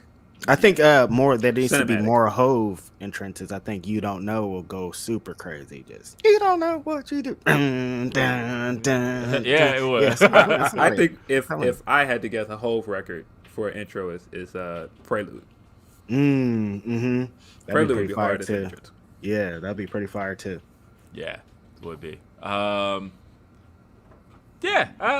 Come on, man. there's That's just the options. Cody entrance song. He got this fantasy of getting out of life and setting the corporate world on its ear. Fuck you gonna Yeah. do except hustle. Ricardo says, watching on catch up. Here's some love for y'all. Thank you, Ricardo. Appreciate you, Ricardo. And also Raj says, thanks for reading my message, listening to the show, and I'm remembering how annoyed I was at Booker T's WWE run. He's the earnest heart of WCW, tag champ to world champ, and ends up being a largely joke in WWE. I mean, here's the thing. I feel like Booker was there until he wasn't, where it was like, Booker felt like he was like right on the cusp of being like top guy on Raw. In 2002, 2003, that when he got over Big Show, the cage match, like all of that, it was like, all right, Booker's here, we're here, let's do this. And then you lost to Hunter. Right. And then it was like you sent him to SmackDown like a year later, and then he did the SmackDown is the minor leagues, and that was that whole thing he was doing, and he did that whole bit. And then, but then they returned him face, and he feuds with JBL. SmackDown is the minor leagues. It's so funny. Remember the one like they turned him heel by having him Oh, mad shit. about getting drafted to SmackDown Right. because he didn't want to be. He felt like SmackDown. Like that was the period where I felt like, okay, not only are you de-emphasizing the WWE Championship, you literally have somebody on the show talking about this show does not matter. This show is Right. whack. I don't want to be here. And I thought that's not a great thing to do when you're actually doing that. Like, it'd be one thing if SmackDown was like on top and doing well, but then you had this heel who was just like, nah, this show's whack. But like when the show like actually isn't doing all that great in 2004, and then you also have a heel talking about, nah, this show's whack. Like, I thought, you're kind of like really telling he's hating people. on The Rock. He's on The Rock show, and he's saying it's the minor leagues because he still hates The Rock after all this time. Exactly. No, this show is the minor leagues. But no, I thought Booker, because he always talks about WWE as like his second career. That he was like, honestly, I could have called it a career after WWE, but or after WCW, but I had a second career. He's like, I was reinvented. I wasn't. It's like the person I was in WWE is not the same person I was in WCW. He didn't take any of his catchphrases with him. Like, he wasn't talking about don't hate the player, hate the game. I think he said that one time in WWE, and it was at Triple H. But otherwise, that Triple H promo. Nope, I'll never forget it. In the annals of history. Derek Gord says the top songs that could be entrance songs: California Love, Tupac, The Show Goes On, Lupe, Fantasy, Mariah Carey. Honestly, I would love to see Fantasy by Mariah Carey because that's my favorite song ever. I feel like ACH has used Show Goes On once or twice too. Yeah, I mean that's a big one. And then we got Malcolm. Malcolm says, who is the Lupe of wrestling? That's a great question. Great, like GOAT tier, but lacks mainstream recognition. Keep up the content. Shelton Benjamin. Yes. There you go. Boom. That's a good answer. I like it. I'd have to give that some thought. I'd probably have to sit and think about it for a little bit too. Yeah. Because Lupe is like elite level raps, you know what I mean? So you have to like, I will elaborate because I feel like Lupe is one of those guys that some people want to consider the best, but he doesn't want to take that crown because for whatever reason, he's not a top-selling artist. He's not a mainstream artist. And I feel like Shelton should have been champion. I feel like Shelton can out-wrestle a lot of people on that roster today. I feel like there are a lot of things in that company that matter now because he was a part of it, i.e. Money in the Bank. He was the star of that match when it was first introduced. He just doesn't get his flowers. I feel like he's had a phenomenal career, but you wouldn't know that watching WWE. We're harping on WWE. Sorry, WWE. We love you. That was a great show. Yes. And what else? Living my life like it's golden. That is a banger. Play that. Yeah. It's Dante Real said, Sunday vibes. even Booker T downplays how racist that Triple H feud was. I am baffled. Yeah, Booker T. If you ask Booker T about his career, he had a great career. Nothing bad happened, and everything was fine. Shout out to them. Yeah. No comment. Let's see. Kareem says, I can see Keith Lee's first feud being against House of Black, beating Brody and Buddy, then having a series against Malachi. What's funny though is being at. I am hoping that being out of the WWE environment is one where Buddy can excel because, again, seeing that dude in person, both in the ring and then hanging out at New Japan after the fact. He's a brick house, ain't he? Fucking shredded. Like, I can't believe. Like, it just blows my mind that this is a guy who you can put on TV and be like, nah, he's a little guy, but it's like, man, I wish I was in that shape. Seriously. Like, are you kidding me? Like, that dude is just, I don't know. He looks like a beast to me, but he does. But then you could put him in Shout out to him if that's really happening. I was saying in the group chat, this man's been trying to get that Kenny Omega match. Oh my God. Yeah, he's they to that earth and back to get that motherfucker. They dropped the hints at, they had the video promo on Dynamite this week of a third member of the House of Black. And and then he posted a picture of him and Tony Nese backstage somewhere, and the only place he would have seen Tony Nese would have been at an AEW event. Shout out to my cat again in the shot. Oh, both of them. You got both of them. Yeah, you got both of them right there. More exciting than the Elimination Chamber back there, baby. Let's get it. So I was trying to get to I was trying to stall for the next story, but I figure we can talk about the big story that broke this past week, which is that somebody blonde. Something's happening to somebody blonde, maybe. The Code Man That's him. Cody Rhodes has officially departed AEW, and not It's just been that, a lot. but the story as it came out leaked out of WWE, which then told everybody involved that, wait, if WWE is the ones that are aware of what's going on here, if the WWE knows what's going on with Cody, then that means he's in talks with WWE. So remember, back in January, the story, and me and Phil got a hold of that story, and that Cody, his contract had expired. We wanted to tell Reg, but it was one of those things. Actually, we were in person that day. We were in person when we found out. Yeah, You see, this is how deep it is, you guys. They didn't even tell me. They kept it in there. That's how these stories be sometimes. Man. Yeah, well, this is one of those Give things them where I'm all like, the way okay, up. I'm not gonna put this in writing. They think I'm gonna put it in PWI or something. I can't, man. It takes time. They don't just put it out the next day. Like, you know, like when I've got stuff for Reg, I want to call Reg, because I call you all the time, right? Like when I've got stuff. But it's like if I don't want anything in writing, I'm not like I will call. And so me and Phil, we got this in person, and it was like, yeah, can't put this in our group chat. I don't want this like written anywhere.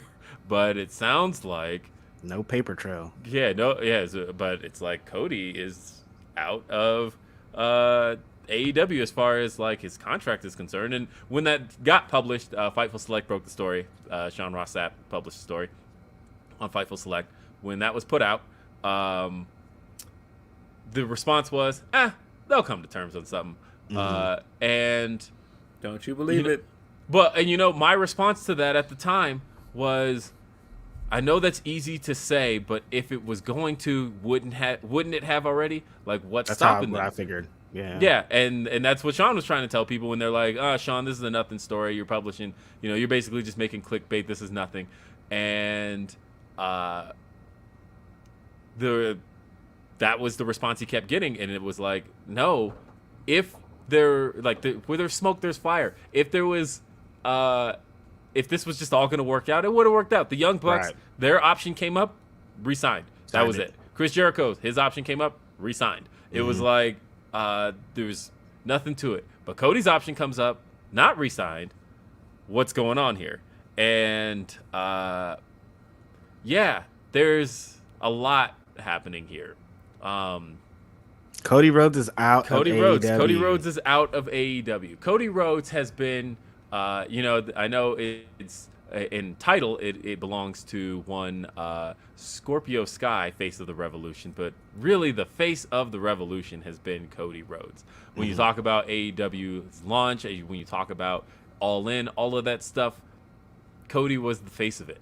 And so it is very odd to see him all of a sudden not here anymore, not a part of AEW, not a part of the company that he was the face of the founding of. Like, I know when you like read and hear the behind the scenes stuff, and if you've read the book, you know that like it was really the Bucks who like they own the trademark on All In. I think they sold it to Tony eventually. But This whole that's all week I've been like just trying to sit back because everybody's like, Cody did this, Cody did this, Cody did this. Look, AEW exists because Nick and Matt Jackson revolutionized the fucking tag team business. Don't ever try to take that away from like we watch AEW on Wednesday nights because Nick and Matt Jackson. That's why. Like it is like Cody was the face of a lot. They had like, some help. They had some help. Like but as Nick and Matt Jackson did a lot of the legwork behind the scenes. Like they were the first people that talked to Tony Khan to get AEW started. Like AEW, let's keep it real. AEW is a California promotion. Like everything that goes on there is California. It's based off of Cody's bet. All In, right? But All In was based off of Cody's bet. It was. That's true. But so that's what I'm saying is that like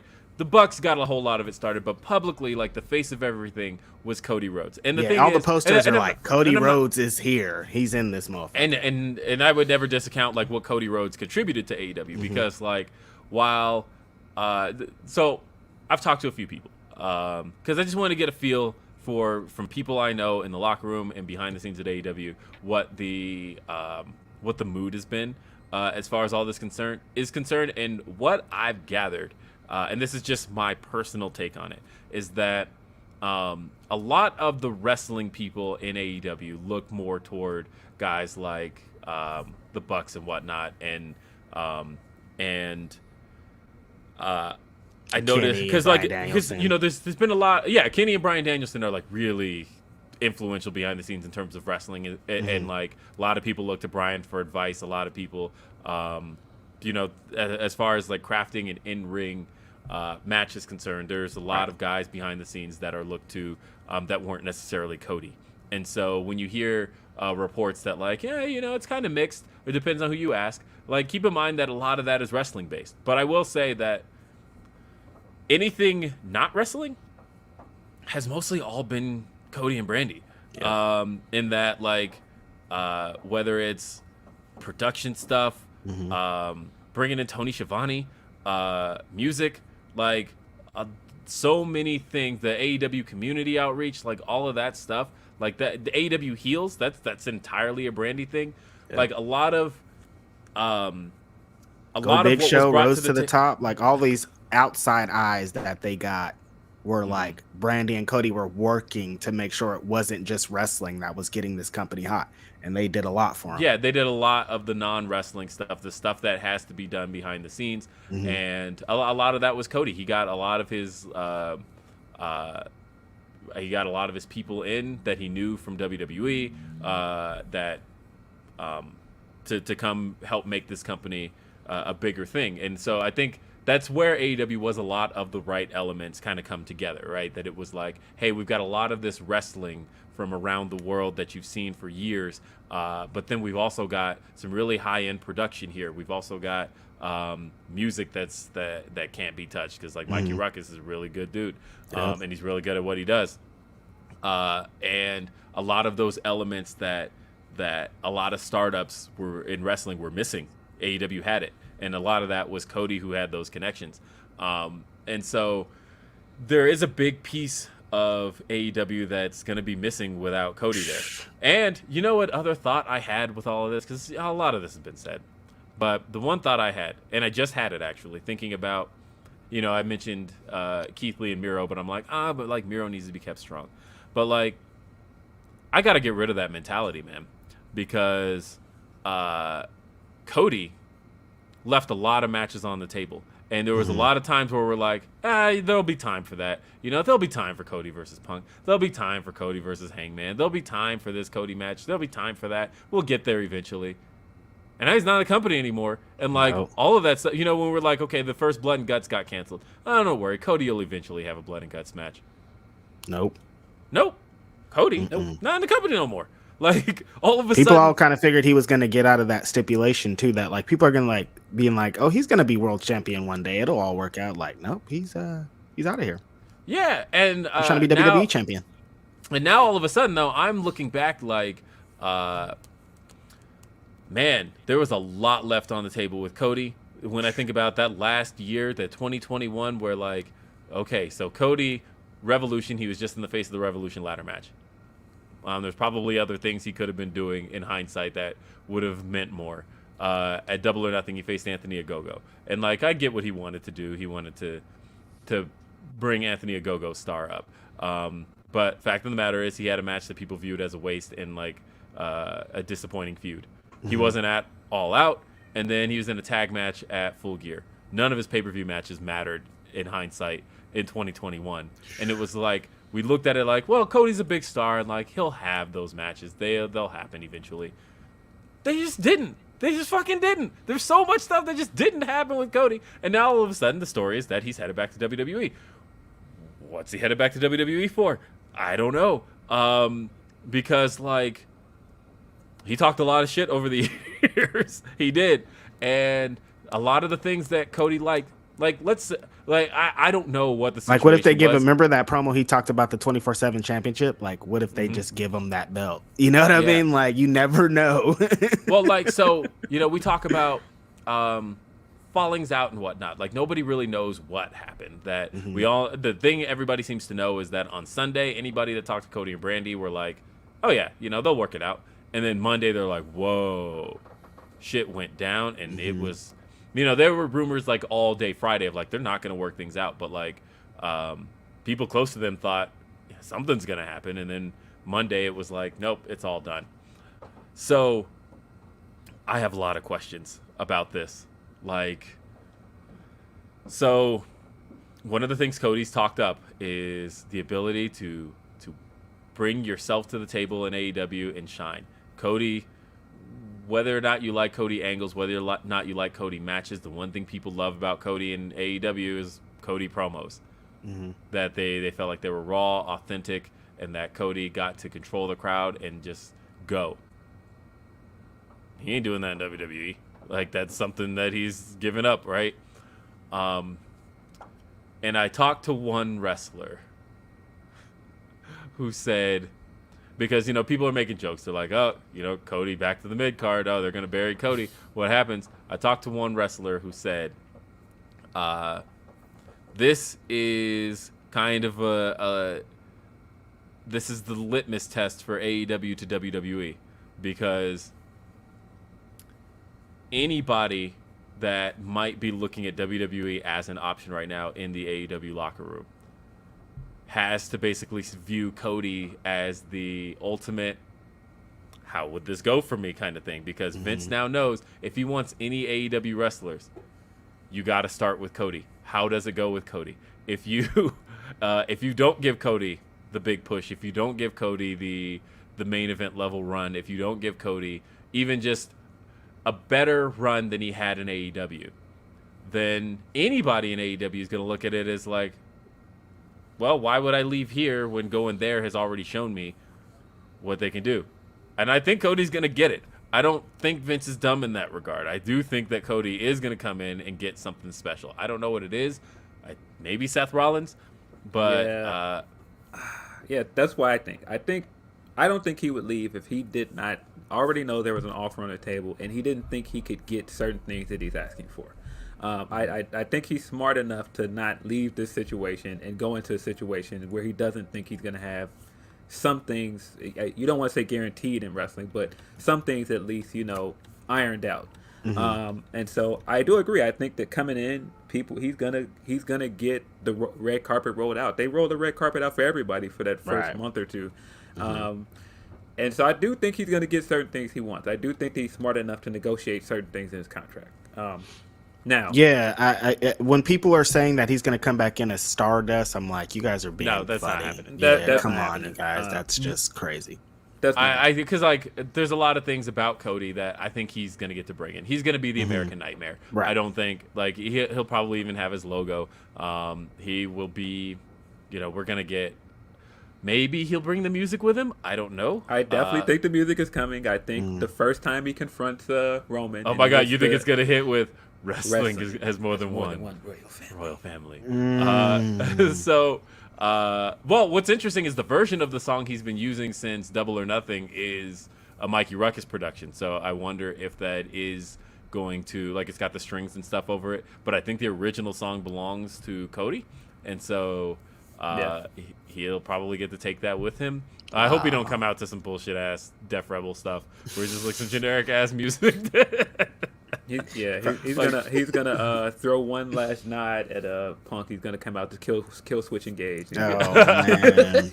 Or I guess I can see if it's not Rollins he's getting, I could also see him just going straight for Randy, because that is a story that hasn't really been finished. Mm-hmm. That's one to be told is. Cody Rhodes. I don't want to see anybody tell it. I don't want to read that story at all. I have zero interest in that book. I want to throw that book out the window. But there is a story to be told there. There is a story to be told there. I'm curious because I don't know any and what do you fucking do here? Seeing Cody in WWE is gonna be so weird, so jarring. Weird. So very weird. Is Vince gonna be nah, get rid of the blonde hair? How Vince is about certain looks. Is he gonna be get rid of the blonde hair? You need to look like Cody Rhodes. We know Cody Rhodes. I've been picturing the Jeff Jarrett promo that Jeff Jarrett did the interview, the sit down behind the scenes with JR when he came back in 1997, and basically he talked about why he left the first time and then his run at WCW and what went wrong there. Are they going to talk about that? I feel like elephant in the room. You can't just be Cody Rhodes was traveling the world internationally and now has returned. You can't do that. Cody Rhodes is one. You have to address Are you where sure? Cody's. You know who we're talking about. No, but this is a company he's that gonna literally do all the meta stuff. He's gonna do all the winking at the camera and breaking the fourth wall stuff for sure. I am so curious.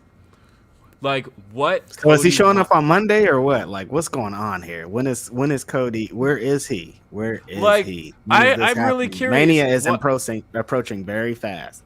I'm really curious what had to have happened here to give up what he had, because we had the Kenny Omega interview and Kenny talked about he was like, like me and Kenny, he was like, me and Cody, it's what I gather from that interview is that he don't really know Cody. Go get a Diet Coke together. Yeah, but what I got from that was like, I don't know Cody personally. I know I had a business relationship with Cody and it was fine. But like, I don't know what's going through Cody's mind, because to me, I'm like, Cody's last interview that he did in AEW, he talked about his contract being up, and he said, but there's really no place I'd rather be than out in front of those fans under those lights in AEW. So, like, what had to have gone wrong for him to give that up, to go back to the environment that he very clearly did not want to be in? Very curious about that. I mean, it's not just that, though. The reasons he left was that he wanted to make himself a star, and he did. Yeah. He did all the indie stuff. I mean, in that promo he cut before the ladder match, he basically told you he did everything that Punk said he would do for us. He had the great indie run. He had this 3-year run with AEW.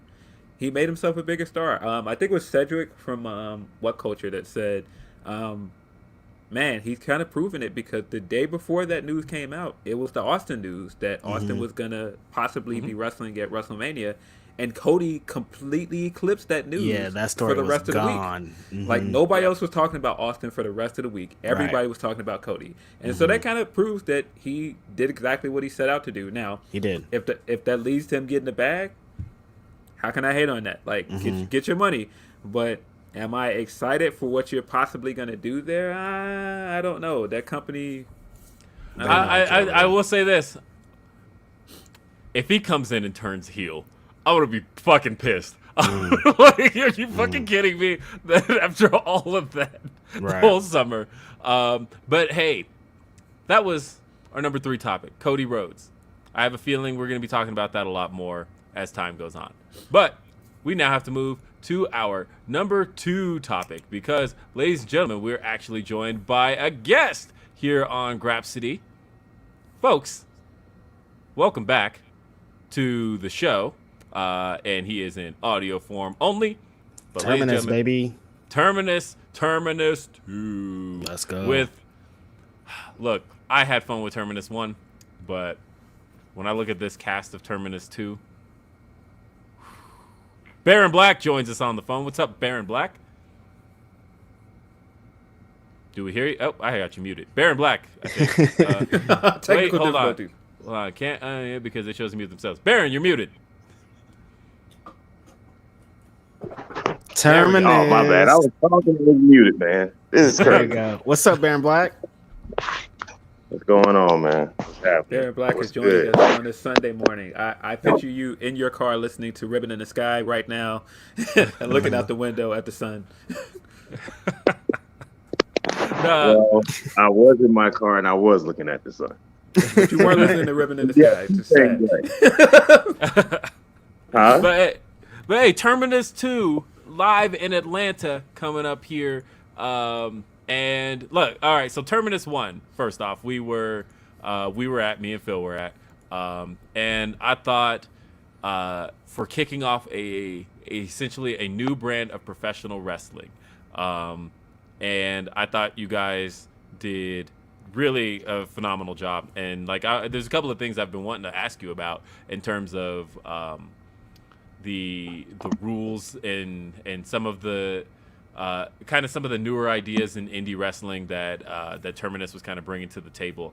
What kind of brought a lot of that about? Certain things like technical fouls and things like that in Terminus.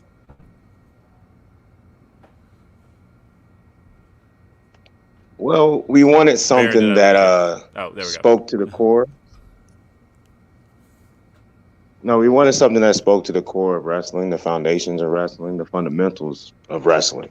And we wanted to also keep it as such as a sports feel. So really adding in certain elements from other sports, like the NBA, it gives sort of that sports type feel to the whole overall presentation. Yeah, like I was a fan. I just thought technical fouls in pro wrestling is one of those things where I looked back and I thought, I can't believe this hasn't been done more. I actually want more of this. Right. And then we got to see it come into play. We got to see we had Moose get technically disqualified by throwing Mike Bennett out of the ring twice, little things like that. And I had fun with that idea. But again, you guys upped the ante as the show ended. We had Mr. Mike Santana make his way out and issue his challenge to Jonathan Gresham for the ROH Original World Championship. And now you guys have a card. Stacked. This card is stacked. Baron Black, yourself, you got you a big match here at Terminus against Jay Lethal. What you got going on tonight, or not tonight, that night against Jay Lethal? What kind of strategy are you bringing? You brought a great strategy and had a great match in the first show against Bandito. I'm sure you're going to do it again. Honestly, I just been, going back, watching my Jay Lethal tapes, watching the ROH Jay Lethal, watching the TNA Jay Lethal, and I've also went back and watched some of the matches he had here at AEW. So I think I'm well prepared for this one. This is one of my personal and career goals to actually get to work Jay Lethal. And surprisingly, it's happening. I did not know this was going to happen.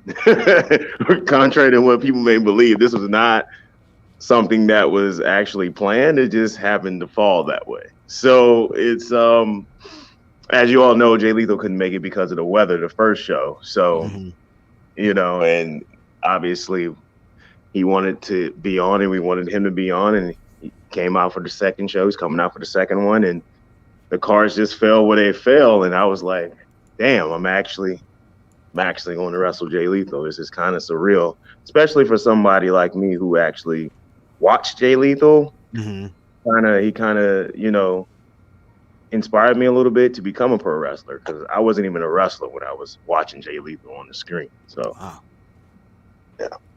Well,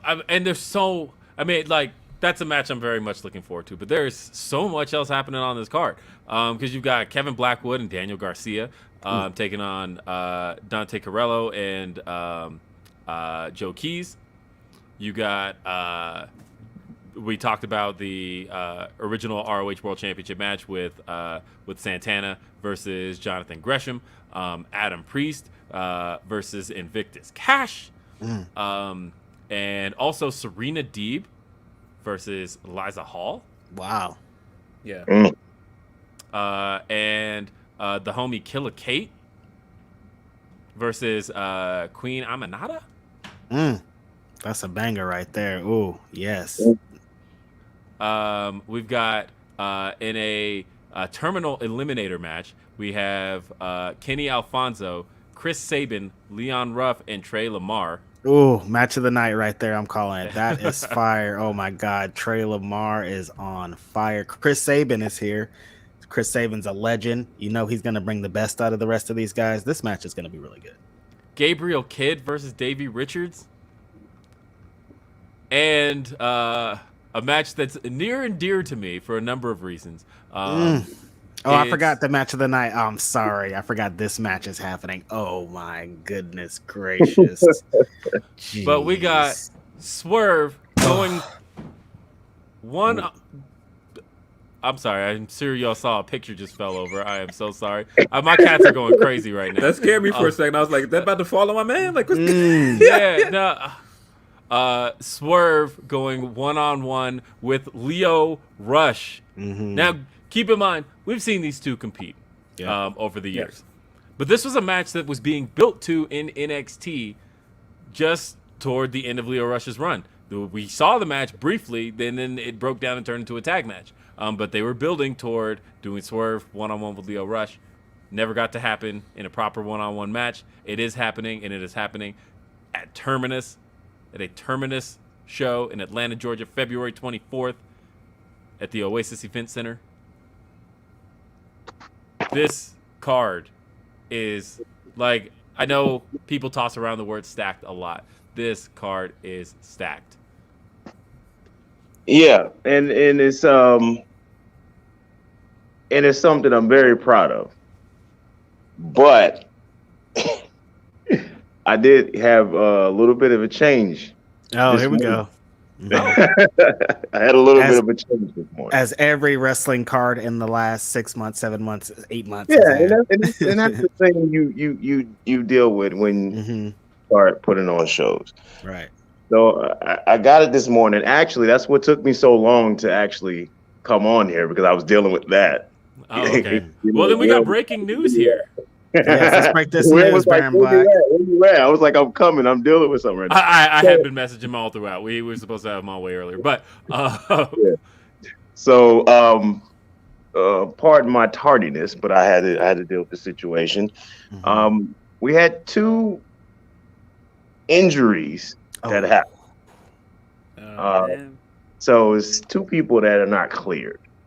So I can make the breaking news today, right here on the podcast, that these 2 individuals, unfortunately, will not be at Terminus 2.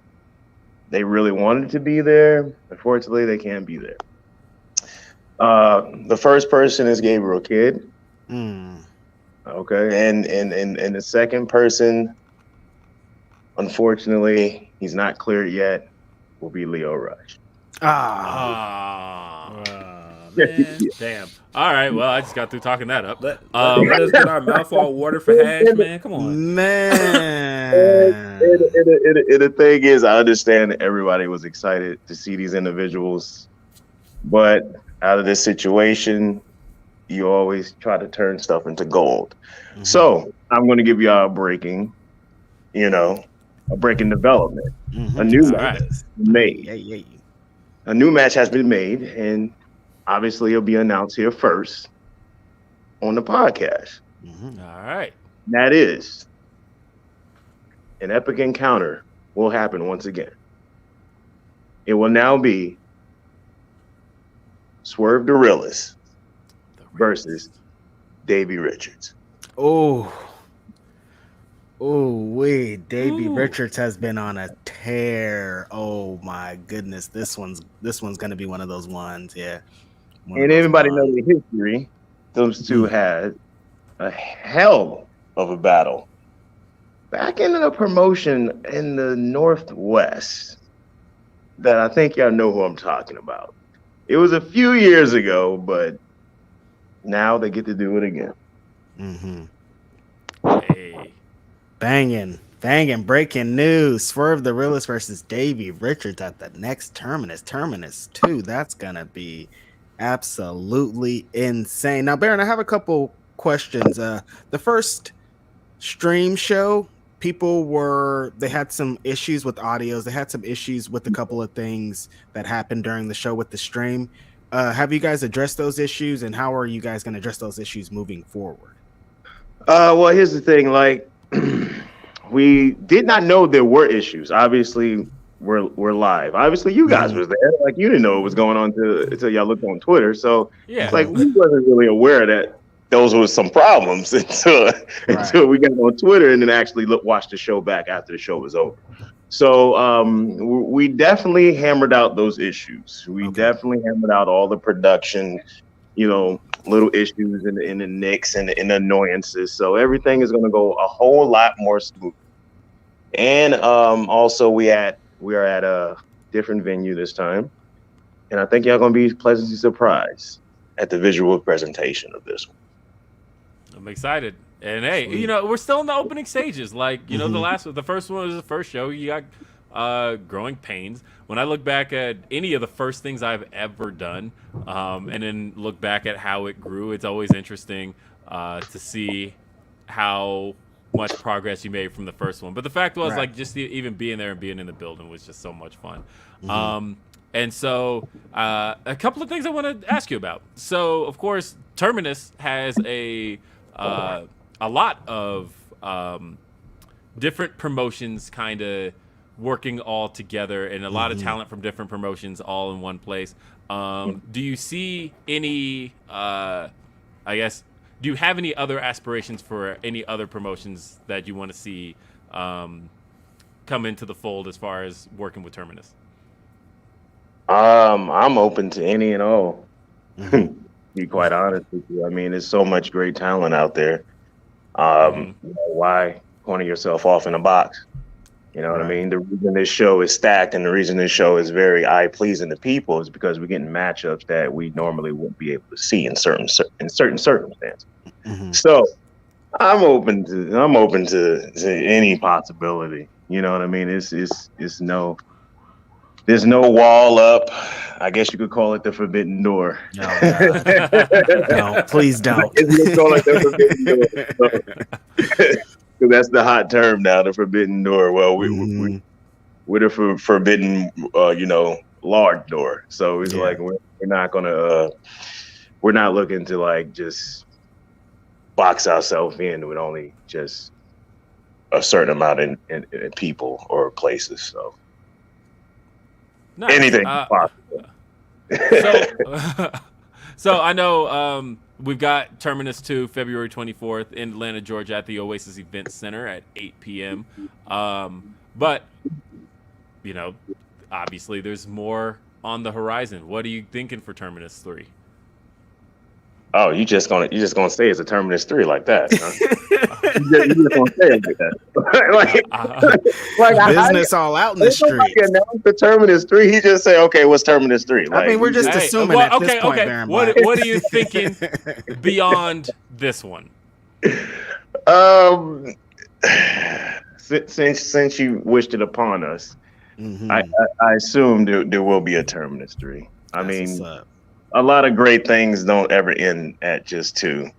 You know what I mean? You always get a good trilogy out of it, I believe. So I'm pretty sure there'll be a third one. We'll see what's up to. We'll see what we can make up with that.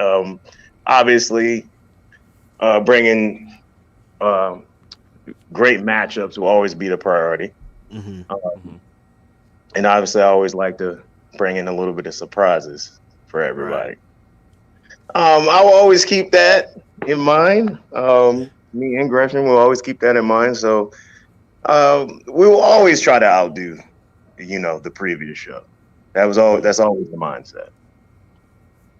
So yeah, you got it out of me. I guess it will be a Terminus. More breaking news on this show. We got match announcements. We got Terminus 3 announcements. Y'all should probably just show up at WrestleMania weekend, I think, because there's a lot of people out there, man. Terminus in Dallas. Come Terminus on. No Way Home. Let's go, baby. Let's do it. Book that. I'm going to put it like this. Two people on this panel actually came to Terminus. So wait, hold on a minute. Why I gotta be? Why am I in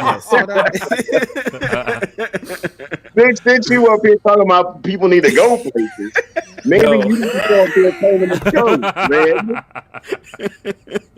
What did I do to deserve this? Come on. Show up. That's what you did. Nah, that's what's up. I need to be at a Terminus. You are correct. That's why I'm trying to get you to come to WrestleMania weekend. Let's go. The whole gang could be there. We can all be chilling. That one's for free, man. Terminus No Way Home in Dallas. What do you? I think the focus kind of right now is on Gresham. Of course, is the ROH World Champion. Do you guys? I know it's super early. Are there any like Terminus championships in the running? Or are you guys just kind of try to work in with the promotions that you have using their championships? Honestly, there hasn't been much discussion upon that. Right. It's pretty early. Quality of the show, putting on something very special for the city of Atlanta, putting something on very special for wrestling fans as a whole. Right. So, not really focusing on championships at this point. And like you said, Gresh is the ROH World original title holder. So obviously that's going to be his focus as of right now, as long as he's champion. So Yeah, maybe down the line, I don't know. But right now, it hasn't really been much discussions about that. Right. And then just a little bit, I always want to talk about you a little bit for a sec. Yeah. Because, you know, of course, for the last, it's nearly been 2 years, you've been an AEW talent. And you've been, like, I know we can't really talk about it, but you were very close to somebody that we were just talking about a little bit ago. So no, I mean, so I did want to ask you a little bit. I did want to ask you a little bit about Cody leaving the company and just how that's been. Oh, that's the question. Yeah. I mean, he hasn't really been going long. It's only been a few days. Right. But yeah, his presence not being there, it definitely feels a little bit different. I will say this. I do appreciate everything he has done. I do not know what his, next move is. You know what I mean? Just to put that out there so people can stop asking me. I do not know what it is, but I appreciate everything he has done. I think I'm pretty much going to sound like an echo of other people. I thank him for everything he has done. He has done a lot of stuff backstage that a lot of people do not know. Mm-hmm. And especially, I can only speak about my experience with him. He really went out of his way to really do stuff for me that I will always appreciate that he's done. Yep. You know what I mean? And it all culminated with me becoming an honorary member of the Nightmare family. So right. It's a sad situation, but I understand it's also business situation. So obviously not having him around, he brings a lot of energy, man. I mean, I don't know if y'all actually watched the stuff we did on Sammy's vlog. With the watch it every week. Yep. Yeah. Olympics thing, that was all Cody, bro. Right. That was all him. He came up with all that stuff. I mean, he's that type of individual. He likes to have fun. He's very business minded.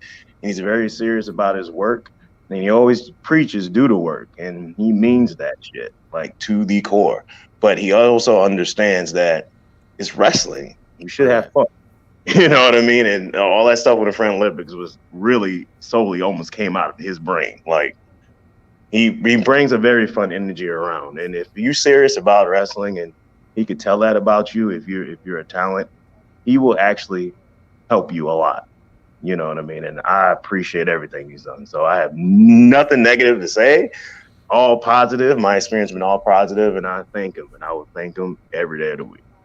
That's it. Yeah, the big homie Hobbs since the beginning, he has told me exactly the same thing that you said. Cody has helped him out tremendously all the time. Anytime he's ever needed help from Cody, Cody's always there. He's been a big proponent of Hobbs. He's talked about him in interviews and stuff. He's always trying to push for talent. And the whole time that he was there, he was just trying to put people over. So shout out to Cody Rhodes, man. He did it, man.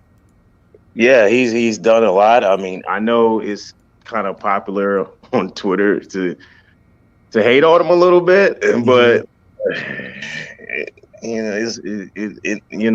on the other side, there's a lot of stuff that people do not know, but it's all been very positive. And yes, and I can echo Hobbs as well. He does take the time to actually help others and help other talent, especially younger talent. And I know he's done that for me. He's done that for Hobbs. He's done that for Sammy, for Darby, numerous people. The list goes on and on. So he's a very, very positive influence that I would say is one of the highlights of my career. Well, I do have a question for you. When are we getting that win? When are we getting the win? I mean, we have to talk about it, Baron. Man, down bad. Man, go ahead and talk about it. What you want to say? Come on, man. Cap can now brag that he beat MJF, man. Yeah. I'm waiting for you to get some bragging rights, man. That's all. Mm-hmm. Man,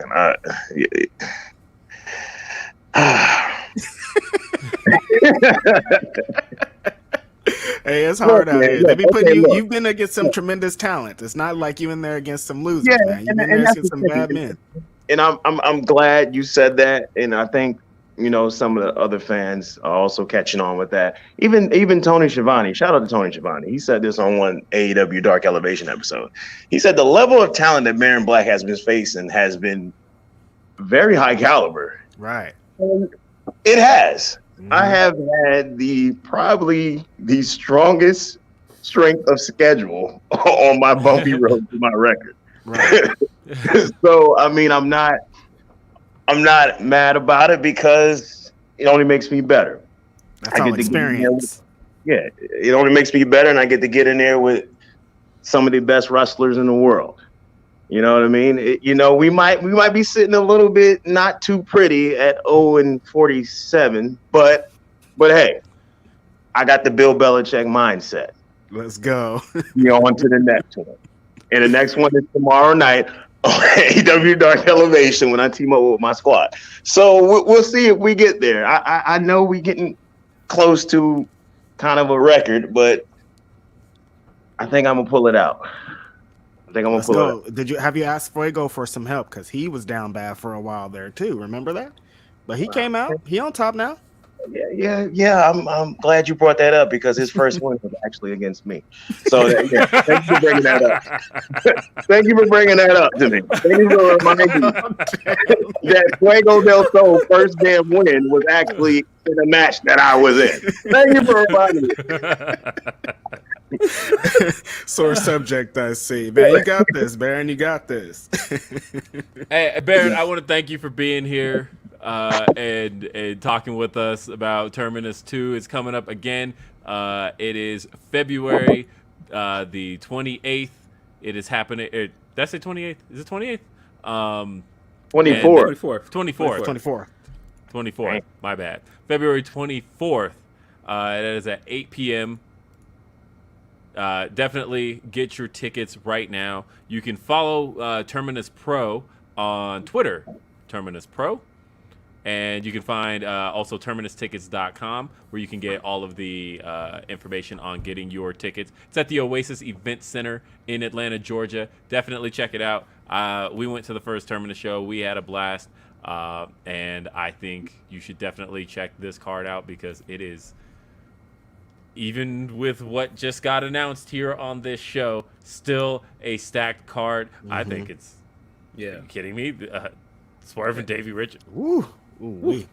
Baron, don't you have another match coming up outside of Terminus 2? Didn't I just see you announce a match? AEW? I don't know which one was it. I thought it. This is. Which one are you talking about? I know got a couple. He's saying. Yeah, you got a couple, man. I mean, come on, man. Plug them matches, man. Tell people where you're gonna be at.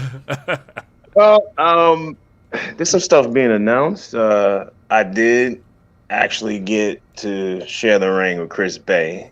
That's right. That's right. That just happened. Oh man. At the Say It Loud 2 event. Hopefully that footage drops soon so y'all can see that. That was something to behold. So hopefully y'all can see that soon. There's some stuff coming up that ain't announced yet, but keep an eye out on it. And then you're also wrestling tonight. Yes, I am wrestling tonight. I am at a AML event here in Winston-Salem. So yeah, I'm wrestling tonight as well. And we're gonna prepare.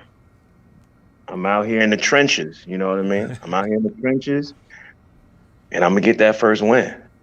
I'm gonna get it. Lethal's in 4 days, man. You got to be training hard right now, man. I'm training hard, just like Will said. I'm about to come up on my 2-year anniversary with AEW. It'll be in April. So, and it's so funny is that my birthday's in April too. So, right. So I definitely got to get this done before that time. Man, they about to make you reverse Jade Cargill out here with the records on. We gotta put the graphic up on the screen. Hey man, look. Don't do me like that. I love Jade. Shout out to Jade. That's my girl right there. I just want to Okay. say Jay's Cargill name out loud because she's the best. Shout out to Baron Black, man. We appreciate you for coming on, talking about Terminus, man. We're gonna be watching. We're gonna be watching for the future to see what happens there, man. We're gonna be watching you on AEW Dark Elevation, wherever you're at. We appreciate you. And if you can't make it, by the way, to Terminus, check it out, Fight TV. Yeah, check it out on Fight TV Thursday, 8 p.m. Live from the Oasis Event Center, Atlanta. And also, keep on the lookout. I have another special announcement coming soon about a special project event that I'm working on in Atlanta. I think y'all gonna get a lot. Hey. Thank you for being with us, Baron Black. You're always welcome here on Grapsody. Ladies and gentlemen, again, it is Baron Black. And I want to leave you with this.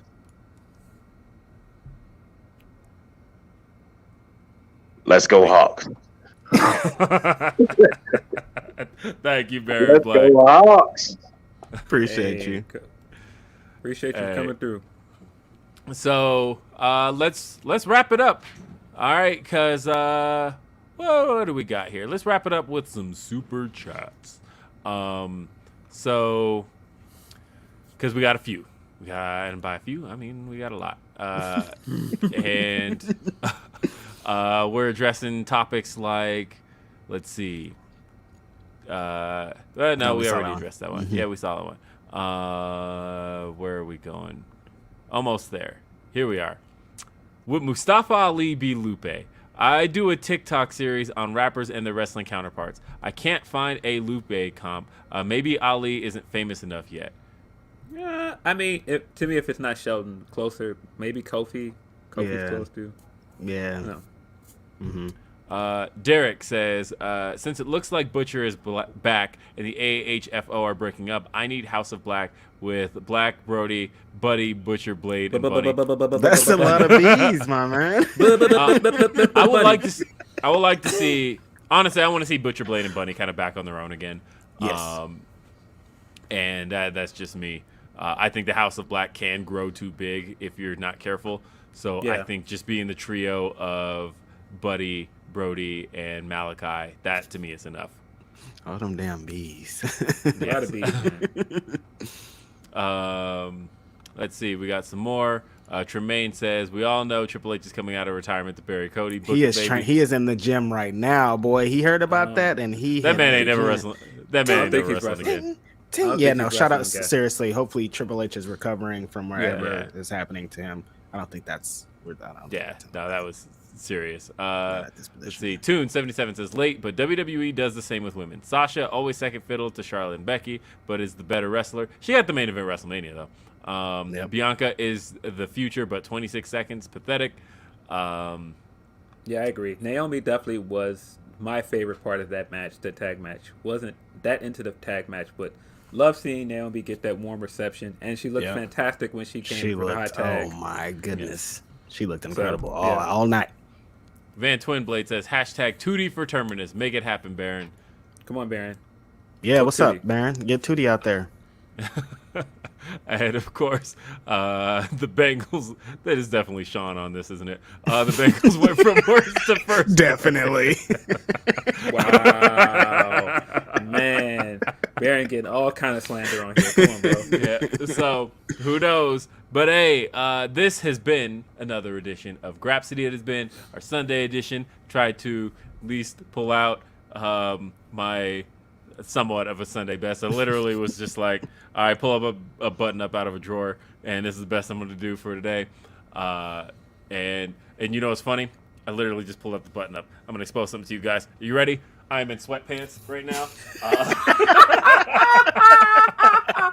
Just the top half. Just the top. I was about to say, please don't stand up and he's in his boxers. Please don't. Yeah, stand up. No, I wasn't gonna go that far. No, hell no. But I am in sweatpants right now. It's literally a button up in sweatpants. They are comfy though, and that's what's up. It's Sunday, man. You gotta relax. Hey, man, you gotta do what you gotta do. I don't know if people know this. Lupe fan here, always tattooing you. You know, come on, drug us. I'm wearing the greatest pro wrestler of our generation, Brian Hey. Danielson. Shout out to your boy. Oh, sorry, Daniel Man. Bryan. I got on a Daniel Bryan shirt. I'm a disgrace. Man, that shirt, that match absolutely delivered this week. Oh, we didn't even Yes. talk about Didn't that. talk about Jeez that much, but Louise. amazing. We got to talk about that. Number one, this is our wrap up my here. God. We saw Leland Moriarty go. Well, and I'm sorry, Lee, that has caught on with me. Lee, I'm sorry. I'm sorry, Lee. Lee, I'm sorry. But no, this was like, I don't think Lee could have like dreamed a better match with Brian. Like, this is like Brian Danielson, the bell rings and we go at it, just hard hitting.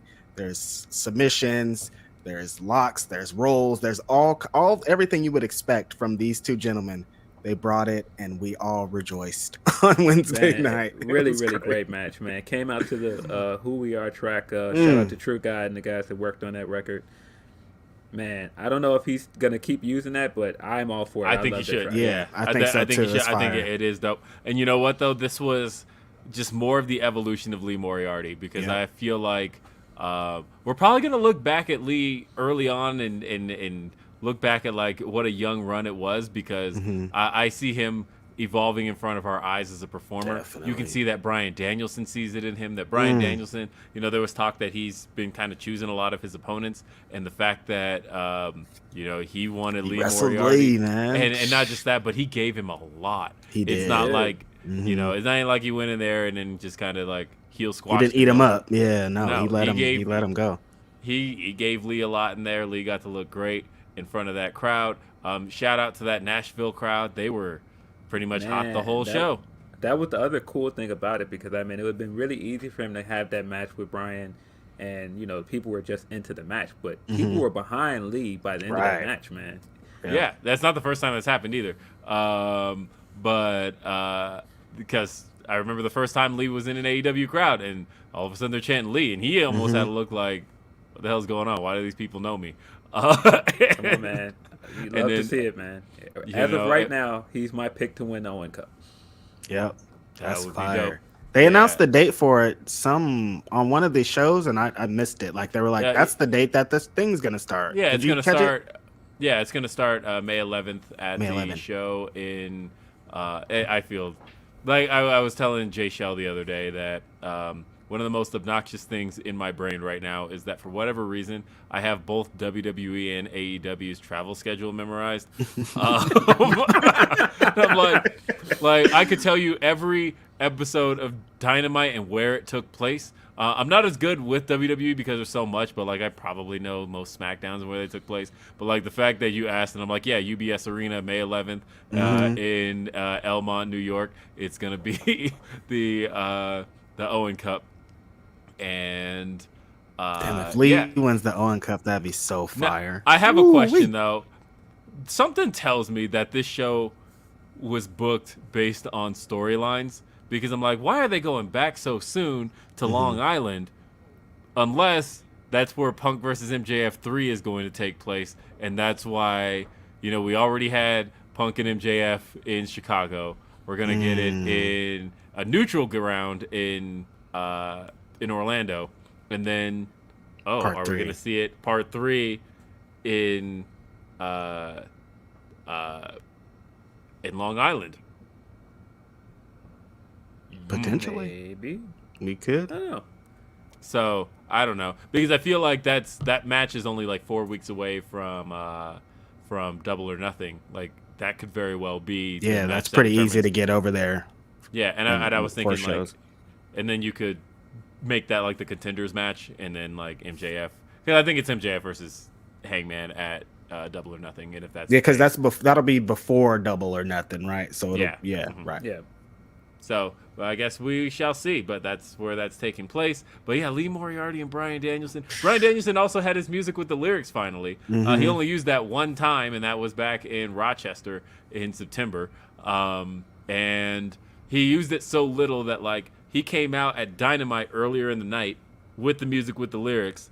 Then when he wrestled on Rampage, he didn't have the lyrics. Like that's how much that changed. So they put the lyrics back in the theme. And I like theme songs that sound like actual songs. That's my thing. I like when it's real music. I like words. I like hooks. Give me all of that. And so that was cool. Anyway, Jennifer said, just send in love to Grapsody. Oh, Thanks, Jennifer. Appreciate you. wow. Like, really send love. Okay, thank you, Uh-oh. Jennifer. Thank you, Jennifer. Sorry. We appreciate you. With a very generous Humper chat. Always appreciate that. So good. We love it. Yes. We love it. And we love you guys. And thank you for being with us on a Sunday. This has been another edition of Grapsody. I am curious what the feedback on the WWE Championship topic is about. We're out of here. They're getting us out of here. Hey, man.